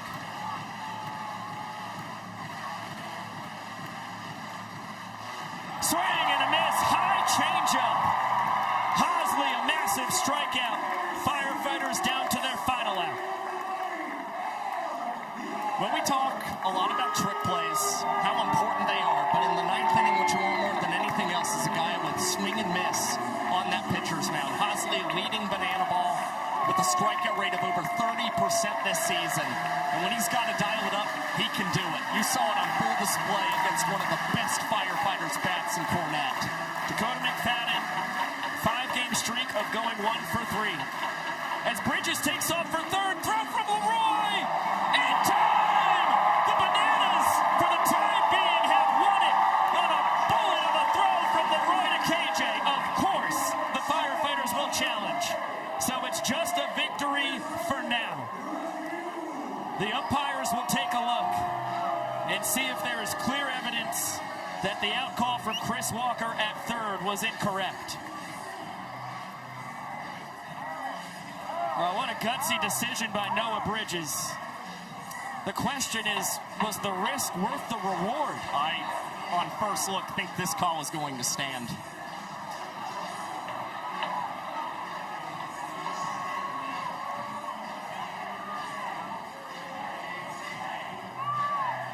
You would have to be able to say with full confidence that KJ never tagged Noah. Ladies and gentlemen, after further review, and you can the see ruling on the field stands as called. leather gut jersey. Noah Bridges gunned down, trying to steal third. And that is how the Savannah Bananas even this 3-game set, forcing a rubber match tomorrow night. Oh man, another nail biter and another beautiful Bananas versus Firefighters game this season. The Bananas were in danger of losing the season series entering play tonight. And they are going to continue to fight on to see if they can tie it up with another win tomorrow night. The Firefighters' questionable decisions in the final inning as Noah Bridges is caught stealing at third base. But this Bananas bullpen, Jacob Azala and Danny Hosley, stepped up in a massive way to deliver the Bananas to a 3-2 victory over the Firefighters tonight. It's the second classic old adage of baseball that can be brought up on this broadcast. You never want to make the first or third out of an inning at third base. Of course, that just means that much more when you're in the 9th inning and the game is on the line. And you know, I don't want to sound necessarily like a broken record, but was something I was speaking of last night. You need to win games by the margins in Banana Ball. This is a game that is won off of points, not runs, so every game is pretty much close. And the Bananas finally able to win a game by the margins here tonight, protecting that 1-point lead in the late stages of this game. And they continue to come up clutch, specifically on that pitching standpoint. But how about Bill Leroy? Had the throwing error earlier tonight that allowed Noah Bridges to get from second base to third base. Steps up here, no throwing error whatsoever, and guns down Bridges to get some revenge and seal a victory for the Nanners. And I'll tell you what, across these last two series between Wrigley Field and Grayson Stadium, Noah Bridges has tried to steal a base on Bill Leroy 4 times. He's been caught 3 of them. The plus of getting to third there, okay, a little more pressure on Hosley and Leroy to make sure that a ball in the dirt doesn't get past him. That's the only advantage, really. It doesn't compute for me. Or an infield single now ties you the game instead of leaving the bases loaded. Once again, we do not think the risk is worth the reward. But if he was safe, the plot certainly would have thickened there. We live in the world where Leroy gunned him down. And the Bananas take down the Firefighters by the very same score that they fell to them an evening ago. As Sam Bauman, down on the field, has our showman of the game. Yeah, Dan walked over here and he said, it's been a long time. We haven't got to hang out in a while, but Danny, you earned this one. Your team earned this one. It's been a battle against the Firefighters lately. How good does it feel to get this one? Yeah, they're playing good ball. I mean, well, we never forget who we are. We come out, we play hard, and came out on top. Dan, I know, leading the league right now in fan caught foul balls. We saw one float up there today. You think they got the message from you? Just leave the ball alone? I hope they got the message. Off the bat, I thought it was going to be caught for sure, and then I was lucky enough to get a hit after that. So I owe whoever was in that section dinner. Hey, Reggie said he gave a pregame speech that was unlike any other today. Was that the secret sauce? I'm going to call Reese in because I'm not going to lie. I missed it myself. I missed it today. I never miss them, but I missed it today. So, Reese, tell me, how was it? It was accountable! I'm sure it was accountable. Reggie gets the credit for this one. He said 23 wins for you guys. That's got to be his. Reggie's the man. I mean, that guy inspires me. He gets me going every day. He gets me going every day, and I'm just so lucky to be able to play this game with these guys. And I love it. I love playing hard and never count us out. I see all the talk. Don't count us out. I see y'all talking. Good message from our man Dan. When you think fans first, think Dan first. Pico, Josh, our showman of the game. Good call back, Sam. Oh, my goodness. Danny O, for a second straight night, was the motor driving this Bananas offense. He reaches base 3 times and has the walk-off that got them their first point of the ball game. A ball 4 sprint that led to their 3rd point being scored. He has just been so stupendous here in his 8th year as a Nanner. I've watched Dan Oberst for a really long time, and after all these years, I mean, this is the moment right now. I don't know if I've ever seen Dan Oberst playing finer banana ball in his entire life. This is the greatest stretch we have ever seen him on in his banana ball career, and he is just continuing to be the catalyst of this Bananas offense. You saw the singles. He drew a ball 4 sprint, swiped a bag tonight for this Bananas team. He's doing just about everything right, and again, I don't want to throw the cart before the horse here, but he might be the July Player of the Month when you consider that over his last 12 games, 10 of them have been multi-hit contests. It's the reason that he's up there in batting average in so many other categories this season. He's unreal. And Dan Oberst is channeling 2021 University of West Georgia Dan Oberst. That was the Gulf South Conference Player of the Year as we welcome you back inside. He's the statistical savant of Banana Ball, Josh Talevsky. I am Biko Scala. Thank you so much for spending your Big Tiger Friday with us here on True TV. virtual Banana Land for a second straight evening, and we've gotten 2 fantastic ball games in this series. A 3-2 win for the Firefighters last night, come from behind fashion, and then a 3-2 victory for the Bananas, a game they led 3-0 and were able to hold on after the Firefighters rallied to win those 5th and 6th innings. Well, I know things didn't end the way this guy wanted it to tonight, but Austin Drury was still pretty phenomenal through 4 innings for the Savannah Bananas. Helped them earn those 3 points that gave them the victory. And here's the thing, it's the key stat. The Bananas, since the Banana Ball opened, we know they've been struggling, but they're 8-5 in games that Austin Drury starts, 5-13 in all other games. So once again, you saw the impact that Austin Drury had, and from there, again, you've got to commend Jacob Azala and Danny Hosley. Phenomenal jobs out of the bullpen to put up zeros and lead the Bananas to a much-needed victory.